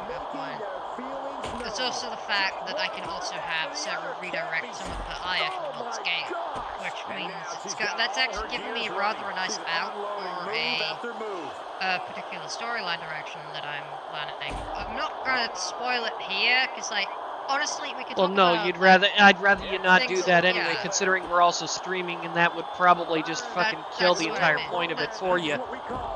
That's what I mean. I can't really say it here because we're streaming, but Yeah. I can talk about things that already happened and, like, why I would want such things to happen. Why I gotta remain vague for future stuff. Because I want to remain vague for future plans and such, so it's like, I don't want to spoil the surprise, but I can, like, use this to set up, like, big part of, like, future motivations and even the part, just, like, have those motivations be part of the storyline planning. Oh my god, Fruity won. Nice. But yeah, honestly, I can't really spoil it, but definitely, I can definitely confirm those mushroom oh yeah, like, Gale being the one who got in the pinfall is absolutely going to be a factor, like, in Sarah's motivations on something down the line involving Gale. Absolutely. I can't spoil what, because that would be spoiling it, and you know that would kind of completely ruin the point of the surprise in the first place. But it's like, I can confirm I do have something special in the works. Yeah. Well, like I said, like with what's going on right now, with how I'm trying to get everybody. Like how I'm trying to get everything set up. I said that I was going to start doing some shows in June. I'm not 100% if I'm going to do that yet. I haven't really confirmed that with everybody. Like I've said that I want to start as early as June, but I still want to have that time before July hits, because I want to do Sobble Beach Slam Fest as one of our first shows when we get back, but what the hell's the point of doing a pay-per-view when we come back, when we have literally nothing storyline-wise built up or anything like that other than what we left with? Which again, the pay-per-view ended with something like with the fucking broadcast getting cut, and that's being dealt with. Like, you know, like I already talked about that with Shannon and everybody else when it came to that. It was the reason why we were using it as a hiatus thing. So when that, I'm hoping that coming back early doesn't like put a strain on anything, and I don't want to put any unnecessary strain on people. You know what I mean? So I would rather, like I said, if coming back early is a bad idea, I hope somebody at least tells me, like addresses it and tells me, look, I don't think I can do this. Yeah, honestly, I will say a big thing is like, well, we do use a lot of like, there's a lot of setup storyline wise, and a lot of stories that go on like backstage. Yeah. Honestly, it'd be nice if we could actually kind of chronicle it. Not like actually share it, not actually like make like some kind of like maybe like I don't know, maybe make some sort of mini show or something. Not like show, but like it'd be nice if we could have found a way to like actually like show some like maybe animated or recorded shorts or something, or maybe audio shorts where we could just like got like a where we would give the audience a chance to glimpse like the actual events we set up backstage. Yeah, it's a lot of stuff that plays out backstage, but none of the audience don't really get to see it. And it's like it'd be nice if we could find a way to actually display that without actually giving the game away. I get what you're talking about. Yeah.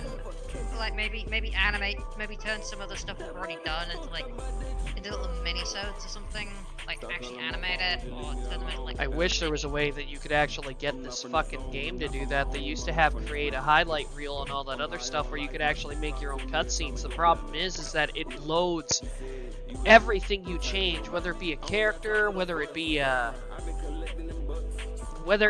like I said, whether it be a backstage thing or something in the ring, if you're making any kind of animated cutscenes in this game, the load times are absolutely fucking ridiculous.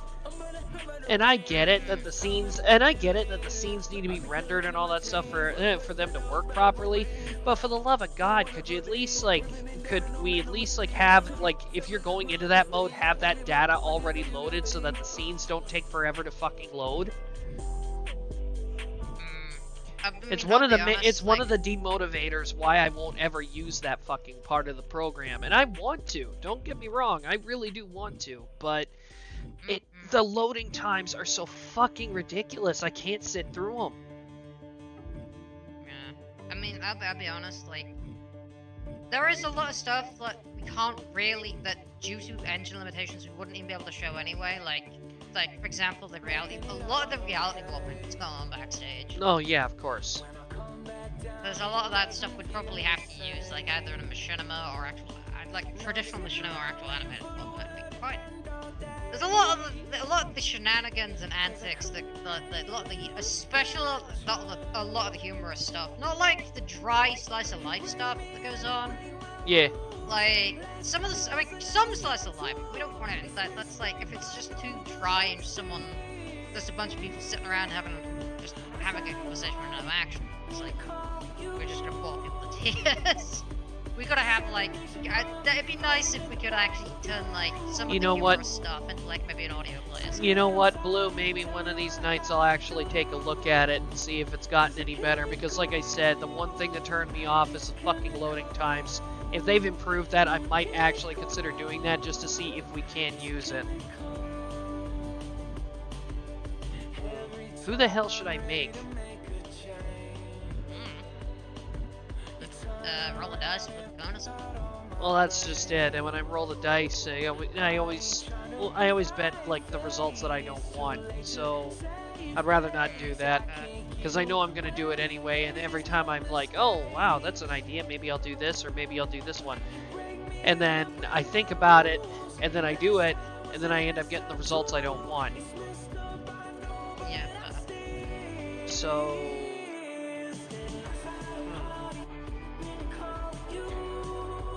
let's see. Who could I do?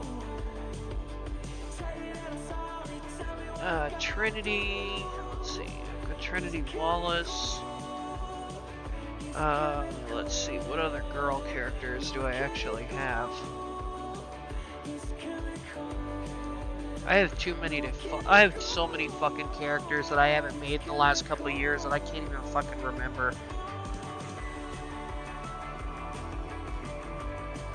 A little bit of everything, honestly. You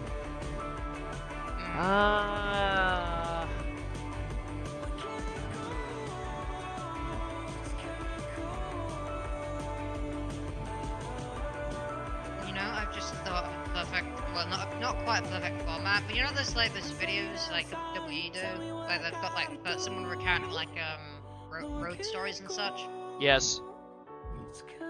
I think I've just thought of the perfect format for a way we could actually show off what's going on behind the ring, like behind the scenes, or not behind the scenes, but like backstage. Probably have something like similar to that. Well, maybe.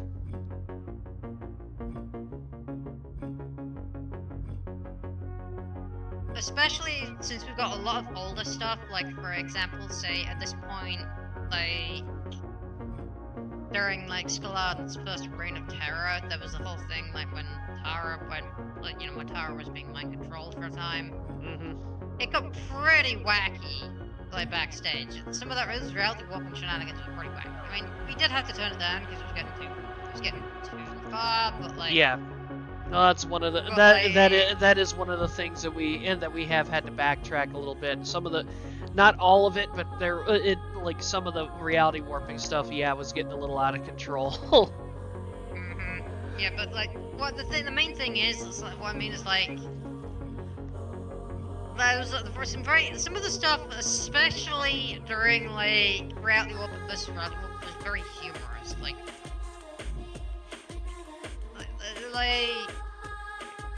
it was full on Daffy Duck antics almost, or what do you put that for? Like that, full on like toon antics at certain points. Makes sense, yeah. That bit out I think there was the bit with the hoverboard. That would honestly, a lot of these make a lot of fun anecdotes, like the whole thing with the mask, like doing the rendition of the mask, like when it's like Makes sense. But the whole wedging until it got too much wedging. It's like that was a lot of those was very classic moments we could probably tell, like road story anecdotes. Well, maybe. It's just a matter of like figuring out like who's gonna be if we want to be doing it in character, if we want to be doing it like. If we were doing them in character, we would need people to be able to voice the parts, Stormy. So honestly, maybe text format, maybe that would work, but I don't see us being able to do that. That's way too many characters to try to voice all at once. Yeah, I get that. It's like, I mean, obviously we could just have one person like recite the story, like maybe you doing it, maybe like you doing it in character as Mark, maybe. I don't know, maybe Texan in character as himself, or maybe as someone like someone that's actually. It would be funny. It would be funny talking. It would be funny having people talking about reality warping antics at 3 a.m. in a fucking Waffle House because somebody decided they were hungry. But it's like, obviously, like, we have to be a character that was actually witness to the events, which is the thing that yeah. both limits what we can tell, but also means we can very much easily cherry pick which story we want to tell. Yeah. Because it means we're not picking from literally everything. It's like, oh, we've got, okay, this character was present, like, say Mark was present for this event, like, remember the time he got blown up? Yeah. Almost. That's like a good example. That was like. It's a good segue. If we were doing it from a full, show segment, thinking, if you were I'm not saying that we would be doing this because honestly, it's not something I particularly want to go for. But let's just say, for example, we have this whole thing where XPWL, even behind the scenes, the characters are like, there's kayfabe just like WWE. I can, like, a conversation like, yeah, Mark being freaking chained up to something, and then having Skelan roll in this bomb, and I'm like, what are you doing? And she's like, oh, well, this is part of the segment, you're getting blown up. No, I'm not. Oh, yes, you are. When the hell was this in the contract agreement? Right here, dumbass. Right where you signed. Yeah, exactly. Yeah, Blue's got it. I'm basically suggesting like we do it like they do it in WWE Storytime, where there's just Makes like sense. one person reciting the events. Like, but we've got also got with this kind of like maybe these certain segments of like this animated backing as to like And generic like, sound effects in the background without actually having them voicing things. Yeah, exactly. And it's like we've just got this like generic kind of scene of like to give Stormy. an idea of what's going on. Stormy, that's practically Adventures with Bill. That's not in black and white. If you really think about it, it's practically Adventures with Bill. Get the right background track and it would work. Oh my god, yeah, you're right. You are right. It's basically, yeah. I mean, pretty much. Oh god, that'd be the worst thing, fucking telling XPWL road stories. And talking like this, it'd probably be a good idea, like, it's comfortable, people like to hear people telling stories, and, when you sound like an old man, it actually kind of works, I fucking hate the fact that I can actually do that really well. I love it, and I hate it at the same time. Oh, no, that's brilliant. But yeah, it's like, we wouldn't need to, like, animate like every single part. We just probably do like certain scenes. No, Blue. Bill doesn't talk in Adventures with Bill. You're thinking the voice that you're thinking of, the one that I'm talking like like this. This is supposed to be Red Green's voice, so like Bill doesn't really talk. He just kind of does things like hey, whoa, and then when he gets hurt, like you can hear that. So yeah, exactly. Like we could probably turn it into something on Adventures of Bill kind of segment with the whole, but maybe like again trying to do it the same similar way to WWE Storytime, where we only show like the actual animated parts of the important bits. Rack Green. Do you want to live to see your next birthday, Blue? Yeah, honestly, I think we've actually stumbled onto a pretty decent way of like basically showing our road stories and some of our backstage. With like, a lot of backstage shit that stories. we can do with fucking Gmod and SFM, getting a few still images to help tell the story would not be that hard. It really would. I just thought of that. Like honestly, like that doesn't sound like such a bad idea. God damn it! Who the hell do I want to make? I've gone through the fucking hair like 3 times. Oh yeah, honestly, I think we could probably do it. Honestly, especially during hiatuses, it definitely helps. Either hiatuses or something through the week, just like to satiate people's appetite.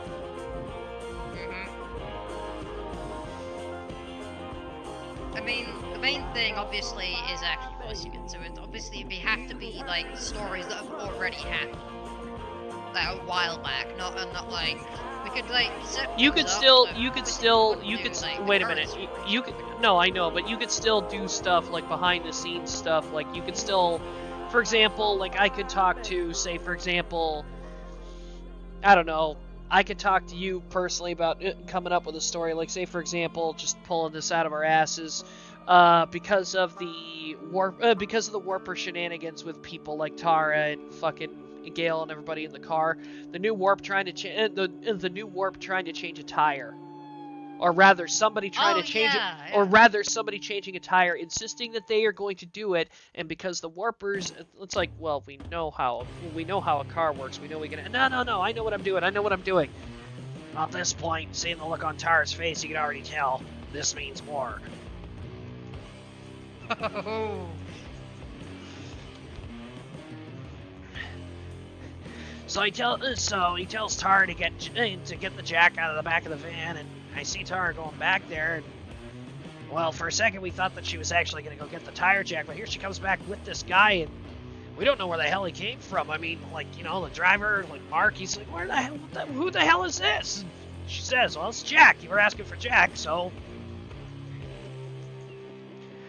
At this point, Mark kind of lost his temper, and okay, I don't know about, like, super kicking somebody who has no idea what he's doing there in the first place, but yeah, Mark got pretty hot at that, so eventually he went and got the jack himself, and as he was pushing up on the car, I kind of noticed that the Warp were on top of the, they were on top of the van, jumping on top of the damn thing. Every time the thing would go up, it'd go down, and, you know, the jack started sinking into the dirt, so it didn't really go anywhere.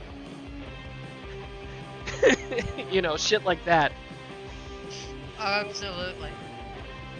You know, when you said the jack, and this, like, she pulls out this guy, I was just like imagining she just pulled Samurai Jack out the back of the car.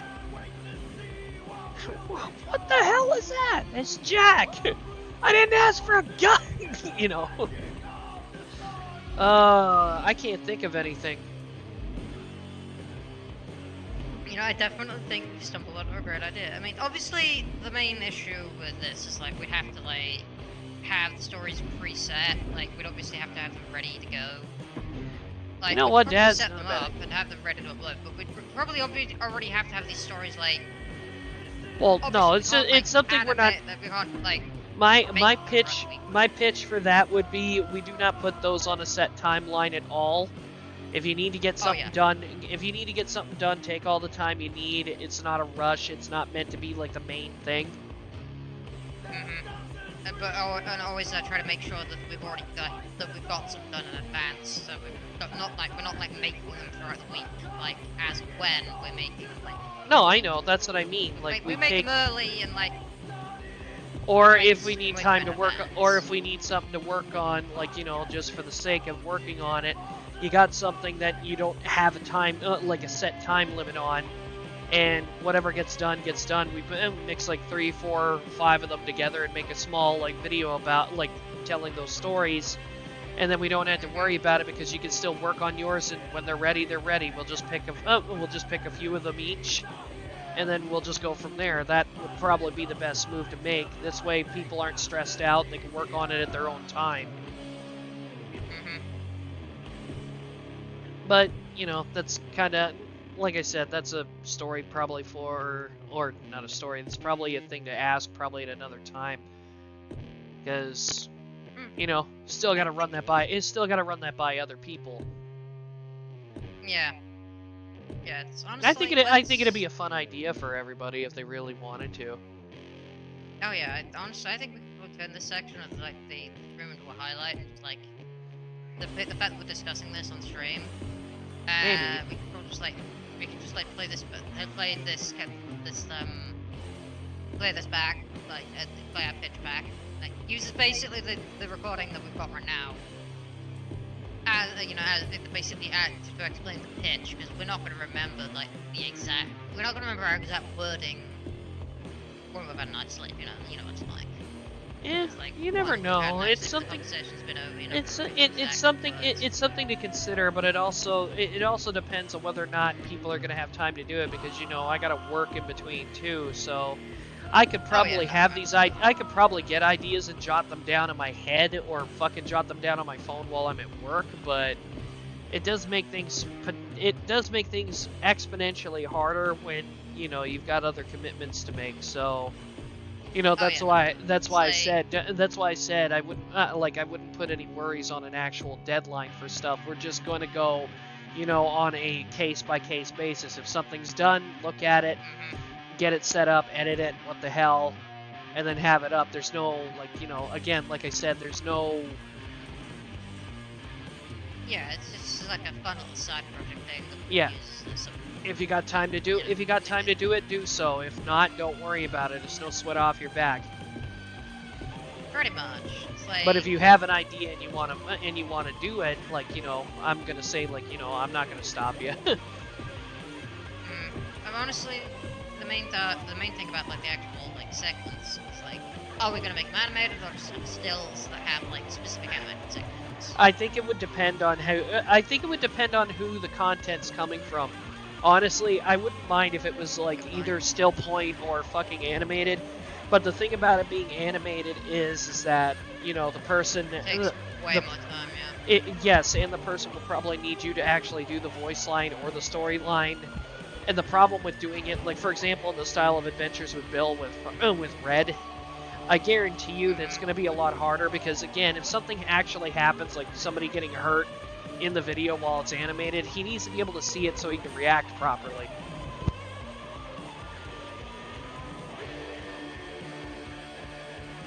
Because I don't think I can fake that. Yeah,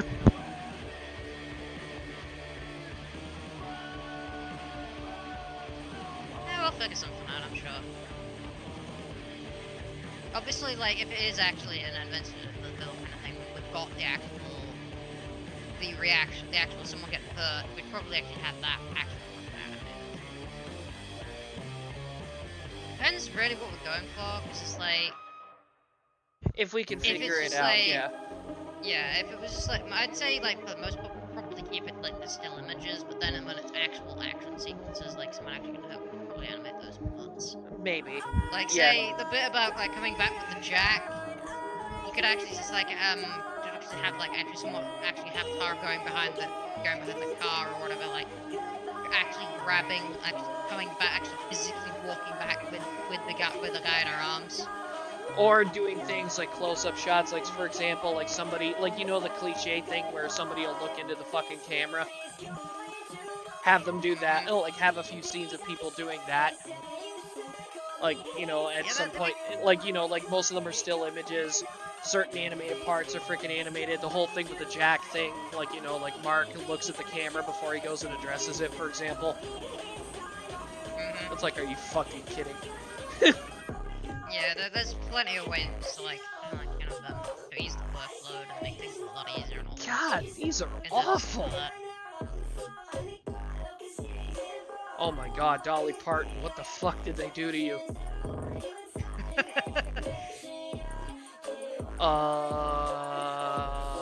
You should not be here.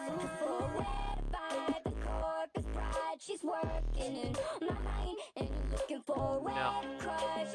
Mrs. T back there. Nope. Nope. What the fuck? No.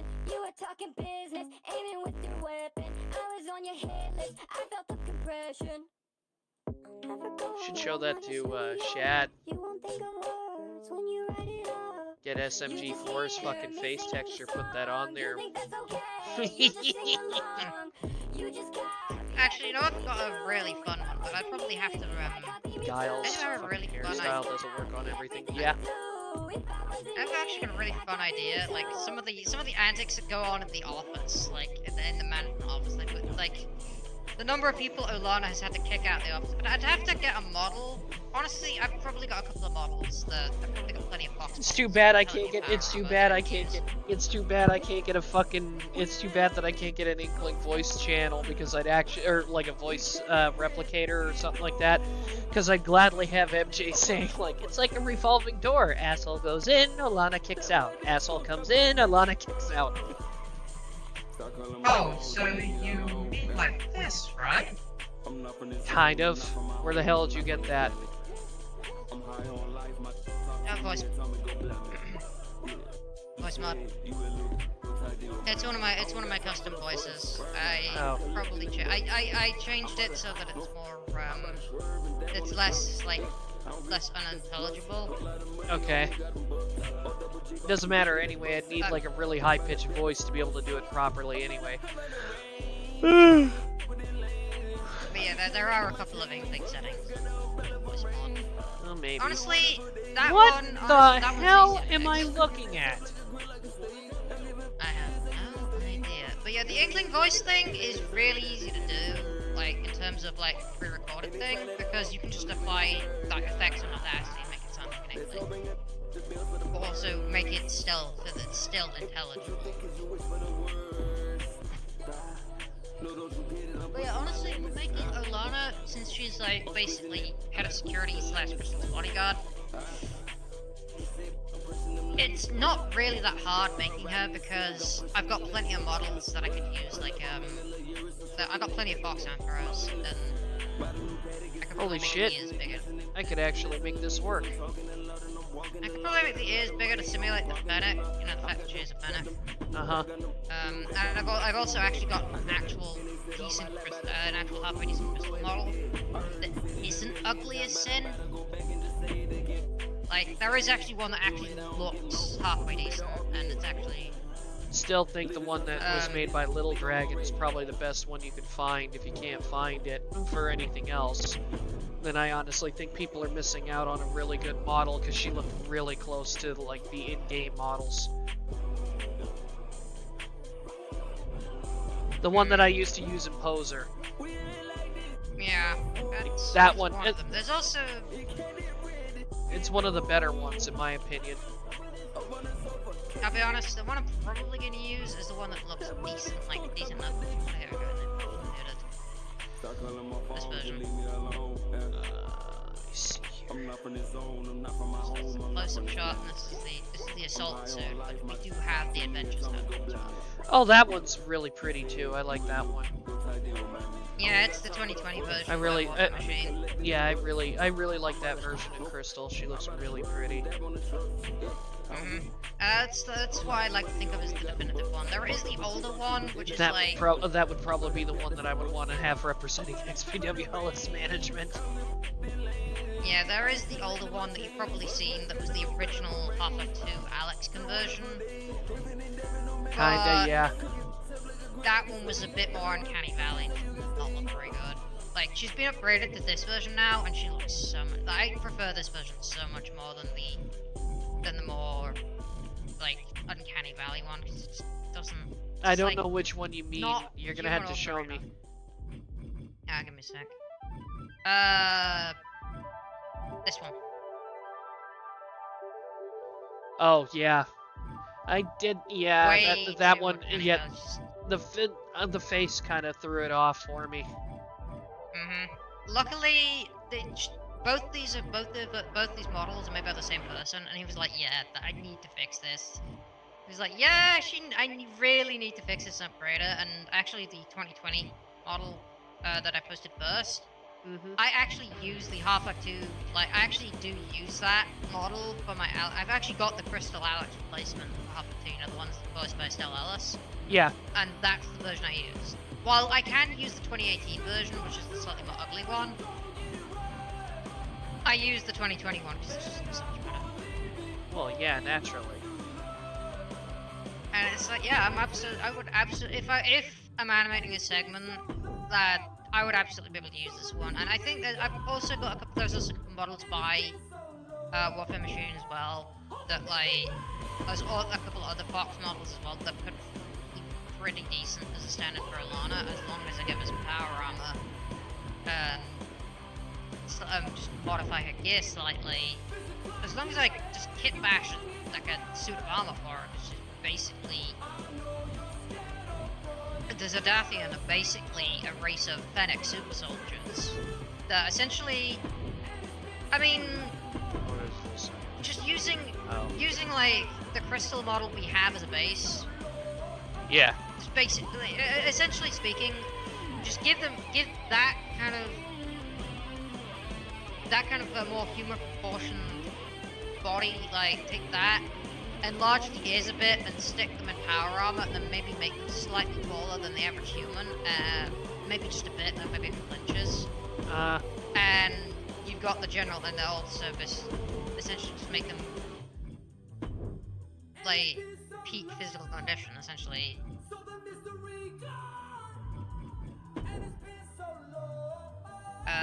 What's her name?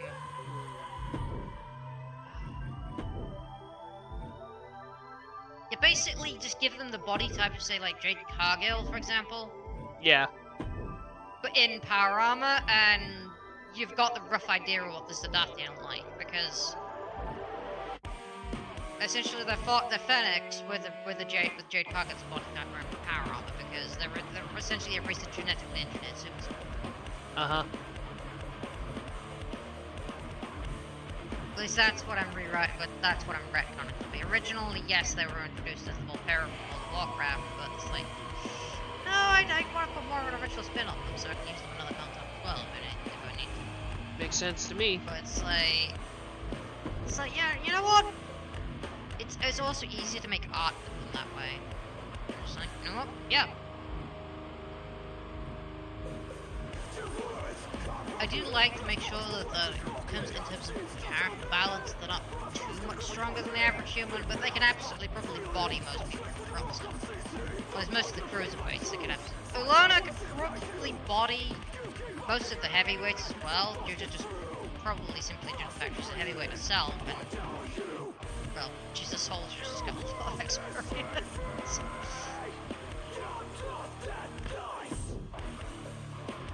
Along with the fact that she's actually trained to kill, so unlike a lot of wrestlers who are more like just trained in grappling, Alana could actually kill you. Experience actual combat weapons, yeah.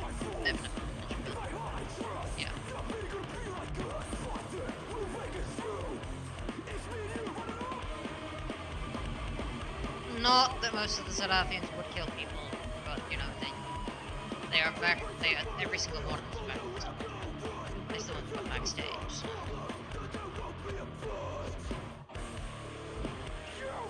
But yeah, if I do anything like if we do anything that's actually got Alana, I could probably get Bash and Office together to give like at least I could try get Bash and something to give like a rough kind of appearance. Or I could even try finding someone that could like make an actual model for her. Well, Hell, I could even see if the guy that made the crystal bottle is taking commissions. maybe. I barely had to edit this woman. Huh. Not bad, but I don't know what the hell I'm gonna name her.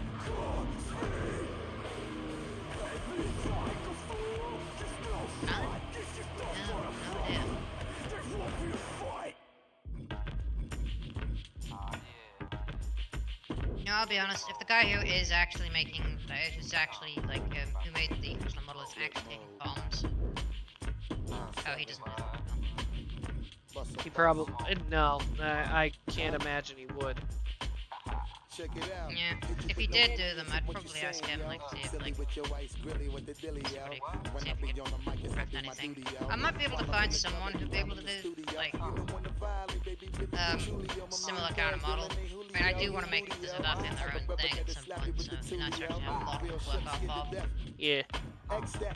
Maybe one with a bunch of body groups and a couple of skin groups to give them, so I can actually have some variants rather than just the thing, rather than just the gray version. Make you feel it all in your toes. Got all my people in red clothes. Down on my metaphors when I formulate my flows. If you don't know, you're messing with lyrical player pros. Like that. Wanna party with me? Let me see just what you got for me. They're not really that hard to make. They should be design. Most of what you do would be like redesign the spot Put on your hands with my eyes to see. Straight buck valid in a place to be. If you really wanna party with me. Like, I already have like an idea in my head of what I would want. Yeah. My unit do it is so mysterious. Furious, all of my people is serious.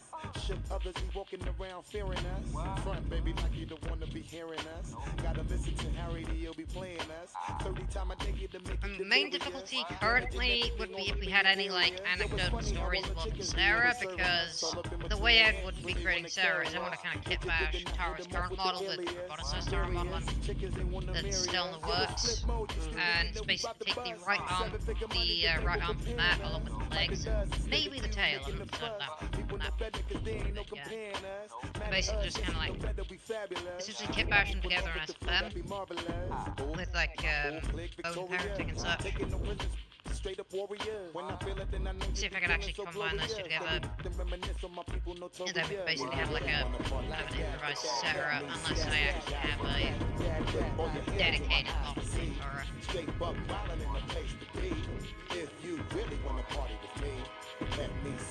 But I want to actually see. First off, before I actually do have dedicated Sarah made, I want to make sure. I want to know if they're like, they're viable. Yeah, makes sense.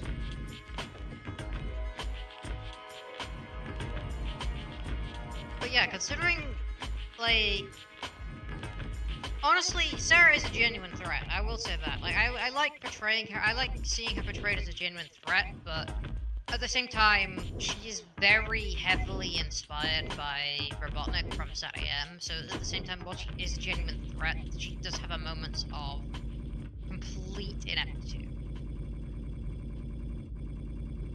Like, she has her moments of ineptitude. Yeah, she's a genuine threat, but she's a 90s villain. Like, she's very much inspired by, like, 90s cartoons. Yeah, well, again, like you said, you were the one that also made the comparison between Scalan with Mum-Ra and Skeletor.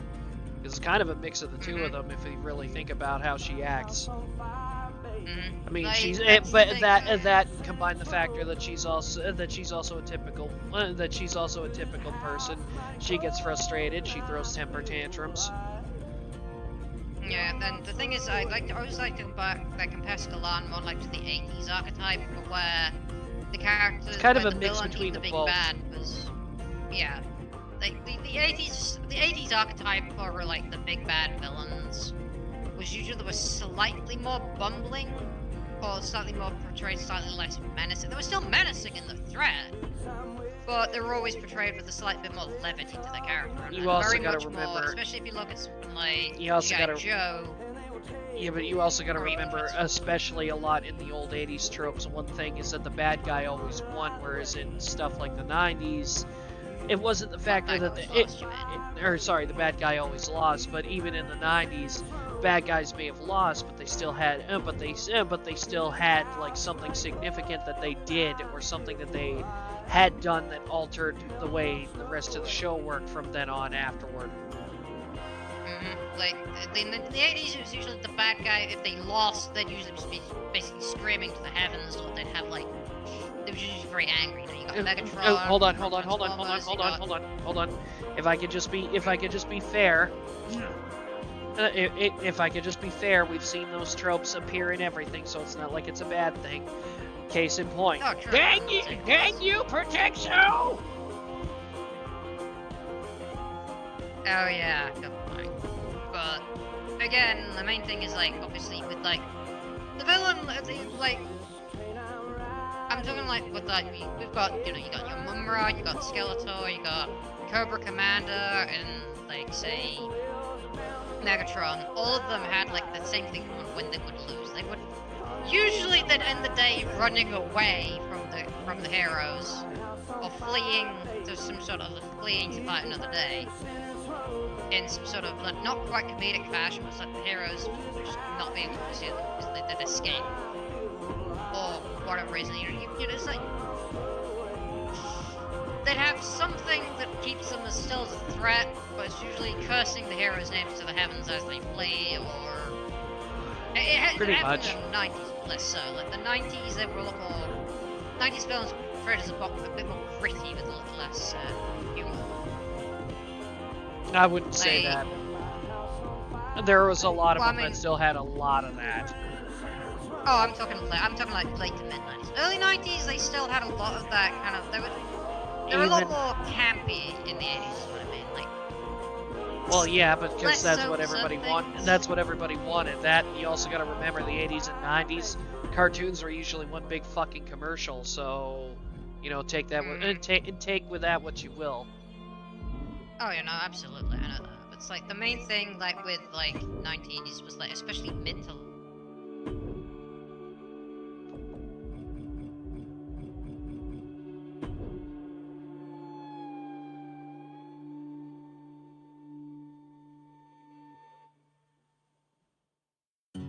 Are you still there? What happened?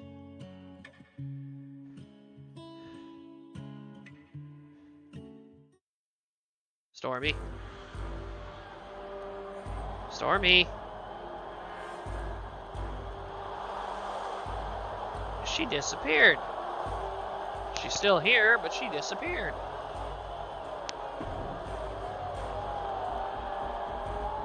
I think your mic went dead.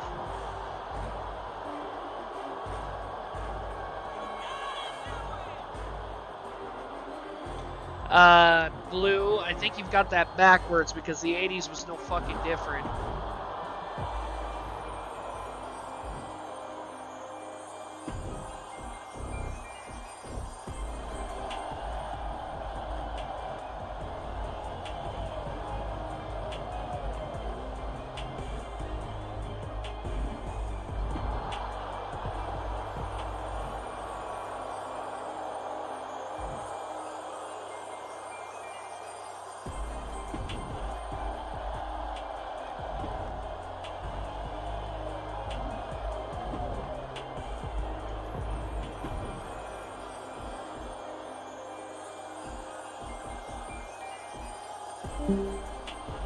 Yep, something happened.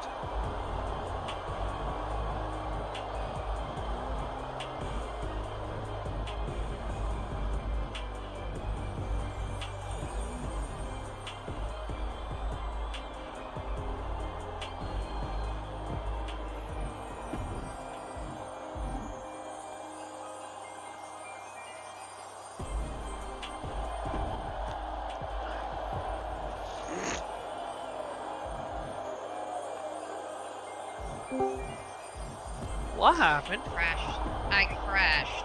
Where was I when I last like kind of crashed me? That's a good question.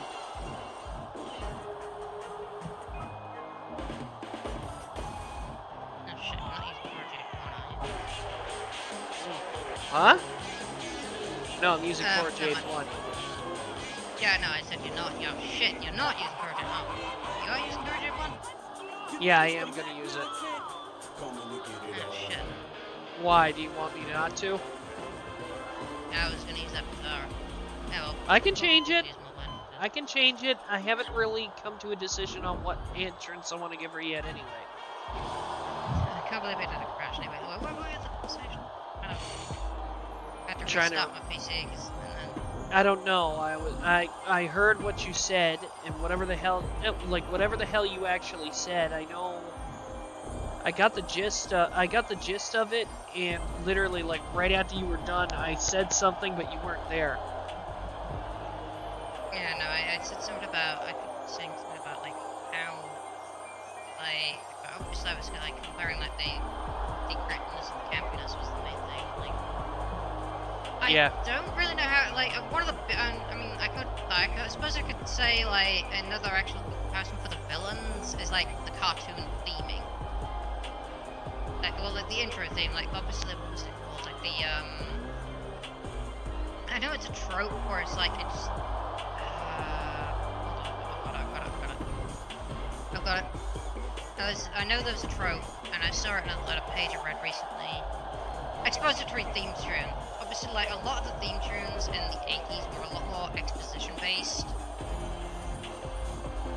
Usually with a voiceover, usually with the same guy doing the voiceover, actually. It would, like, be, like, especially instead of the song with the theme tune, it would just mostly be, like, in the case of He-Man, you know, the I Am Adam, Prince of Eternia, blah blah blah. But in the case of other things, like, you got, like, say, Sky Commanders, as an example. You had the guy doing the voiceover, introducing the characters and describing the premise of the show. Which was, like, a lot of 80s cartoons, like, either, like, Thundercats, He-Man, not quite so Transformers, because Transformers actually had them singing it, but it's not the exposition. Hell, even the early 90s, like the Fantastic Four had that kind of theme song. But then when you got to, like, more when you got mid-90s, you had things like SWAT Cats. Suddenly the colors and the villains were a lot more vibrant. There was a lot more edge to it. There was gritty. You usually had, like, some pretty kick-ass guitar riffs. It lost that campiness, and the color palettes were suddenly less washed out and a lot more vibrant. And there was also the villains suddenly the villains became less comedic and campy. They suddenly just became like, oh my god, this is genuinely scary. So, like, Spider-Man the animated series is a good example. I mean, I could name any of the villains in that series, but the one that really sticks in your mind is actually being scary. Other than Venom, obviously. Venom was just like terrifying when he was a kid, especially during his first appearances. But one of the really scary villains was Spider Carnage.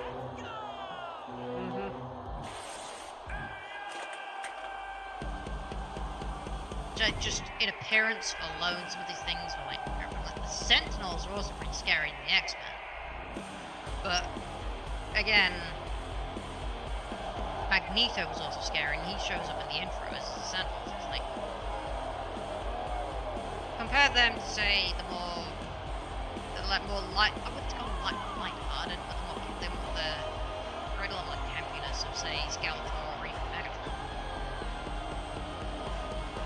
I don't know about that. I mean, Skallan, Mumra, Skeletor. Honestly, like all of the characters got more of an 80s inspired. Like Skallan's clearly got more of an 80s influence to it. She's still scary, don't get me wrong, but like she's clearly got that 80s influence. Like she's still a threat, but she's not like just. That's not all there is to her character. Like a lot of things like the gritty, like say Robotnik from Saturday M was the main thing that drove him. The main thing that like you knew he was a threat. The bad guy he was just pure menace.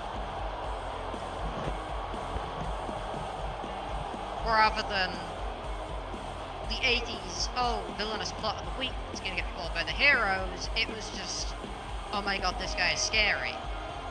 Which was the contrast. Like, 80s villains are mostly plot of the week, they're clearly the bad guys, but they're probably gonna be like, it's less villain of the week, but it's more like evil plot. Whereas a lot of the more gritty 90s ones, which is into pure menace, it's like they genuinely looked kind of like intimidating. I don't know about that.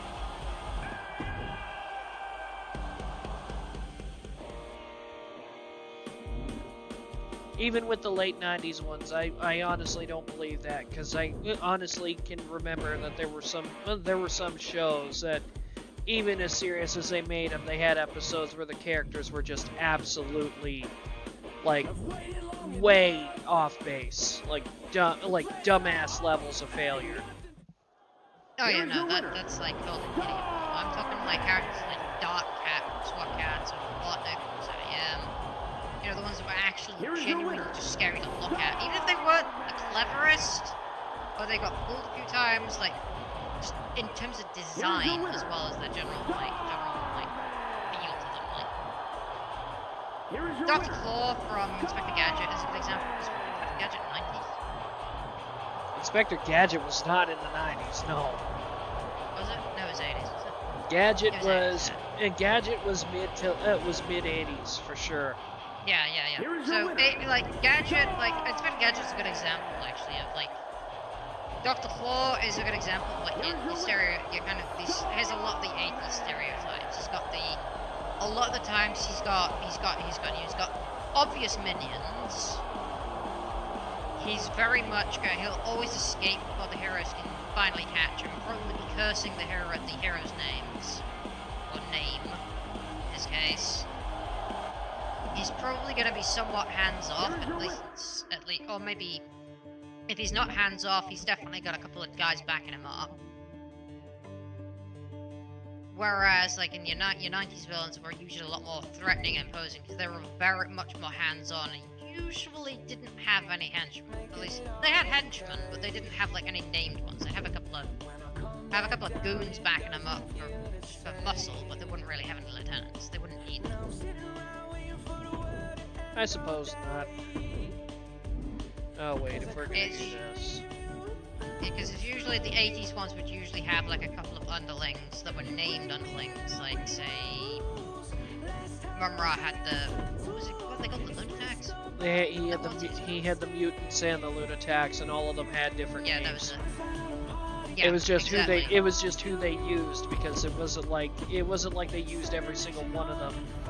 They'd use them every once in a while, like all together, but that doesn't necessarily mean that they were actually going to do that like every single episode. Like, there were several episodes where certain characters would be completely absent, like Jackal Man or fucking Vulture Man. Like, they'd get shared screen time.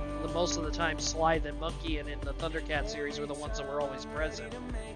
The Lunatics, it was kind of like a mixed bag, because they had separate episodes devoted to them, and then they had episodes where it was either the full group or several members of said group in the same space. The following contest is but like,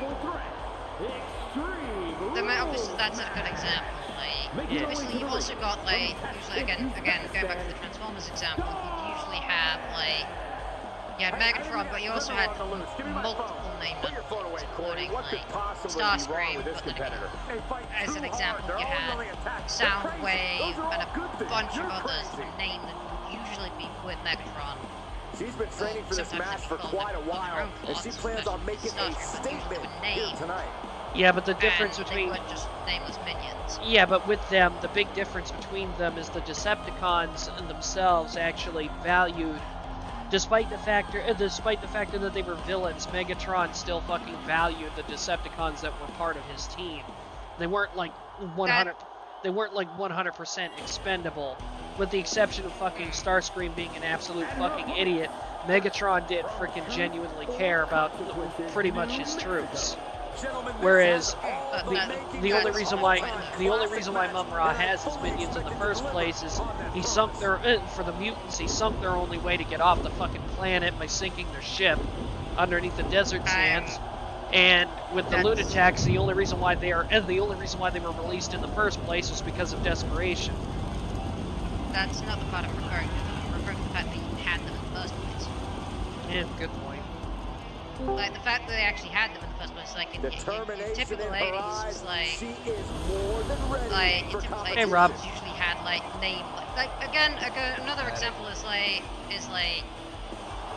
He-Man, where it's like... Skeletor had multiple named underlings, like, Yeah. So did most 80s villains.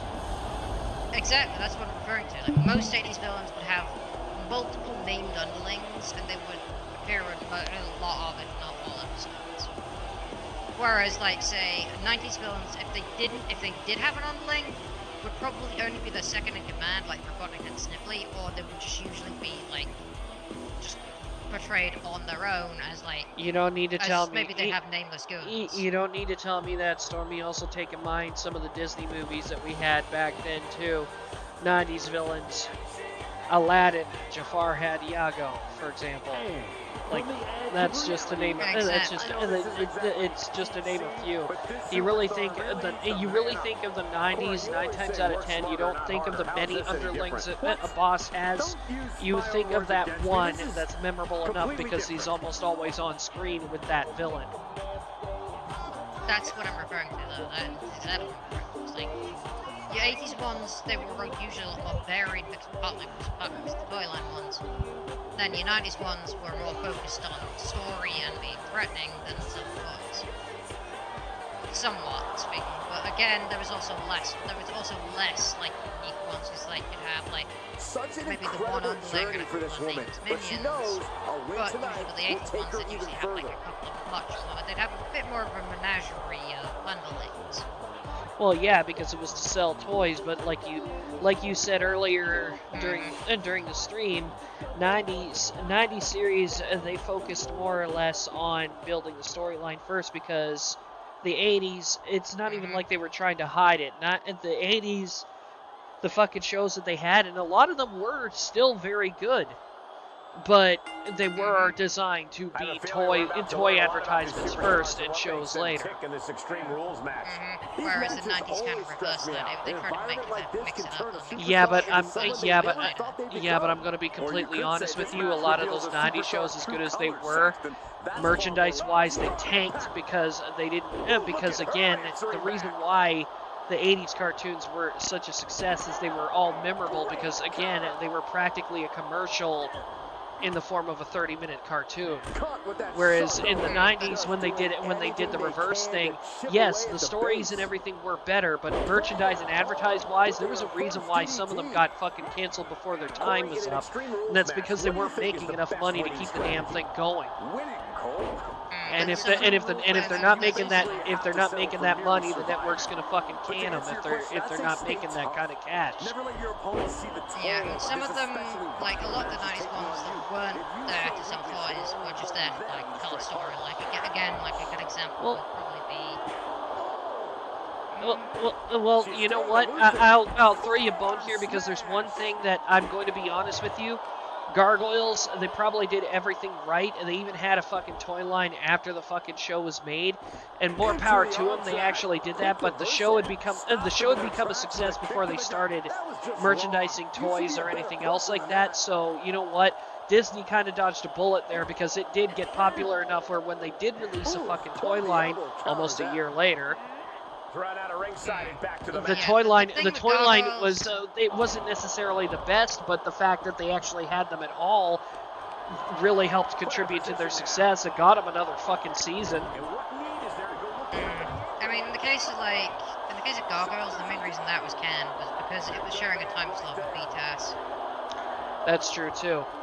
But on top of that, they had it was the rival to Batman the Animated Series and got canned because of sharing a time slot. And maybe so, but at the same point, Batman also had a shit ton of fucking advertisements, for example, from the fucking movie-based content. Like if you live action movies? Like, yep. Like, here's the thing. Even though Batman the Animated Series, they didn't do much in fucking advertisement, like for like actual like toys and merchandise until like well late into the series, because I remember them having Batman stuff, but it was always Batman based on the movie. Like the figurines were always based on the fucking movies, and then they finally started adding some elements from Batman the Animated Series in. But that was around the time the original version of the show ended, and they started doing the new adventures of Batman and Robin and the Batman Superman series. Well, in the case of Batman, this gives me another point. One of the things about that series was, it wasn't there to sell toys. It was there to be an animated series. No, I get that, but it didn't need it. But the problem, like, I'm not saying, okay, it's not really a problem. But the thing about the Batman the Animated Series is that series could have flopped, but because of all the advertisements, all of the movies that they've made, the merchandise based off of the movies that they've made, and all that stuff, Batman would have been fine regardless if that show tanked or not. However, because of how good Batman the Animated Series actually was, it speaks volumes about its longevity. That and Kevin Conroy, for the love of God, you know, again, I'm gonna say it. He is the voice of Batman. There is nobody else that could do it better. Oh no, absolutely. But again, like, BTAS was intended as an animated series first. I know. If it got toys, sure. Like, but it was like right off the bat, it was intended to be. Well, no, the reason why I say animated series. No, I get that, Stormy. No, the reason why I said they wouldn't have needed to worry about it is because while Batman the Animated Series was still going, they were still selling all those, like the Batman figurines and all that stuff that I was mentioning before that are based off the Kevin Conroy look, or not the Kevin Conroy look. You know which one I'm talking about, from the actual movies, not the live action or the animated series.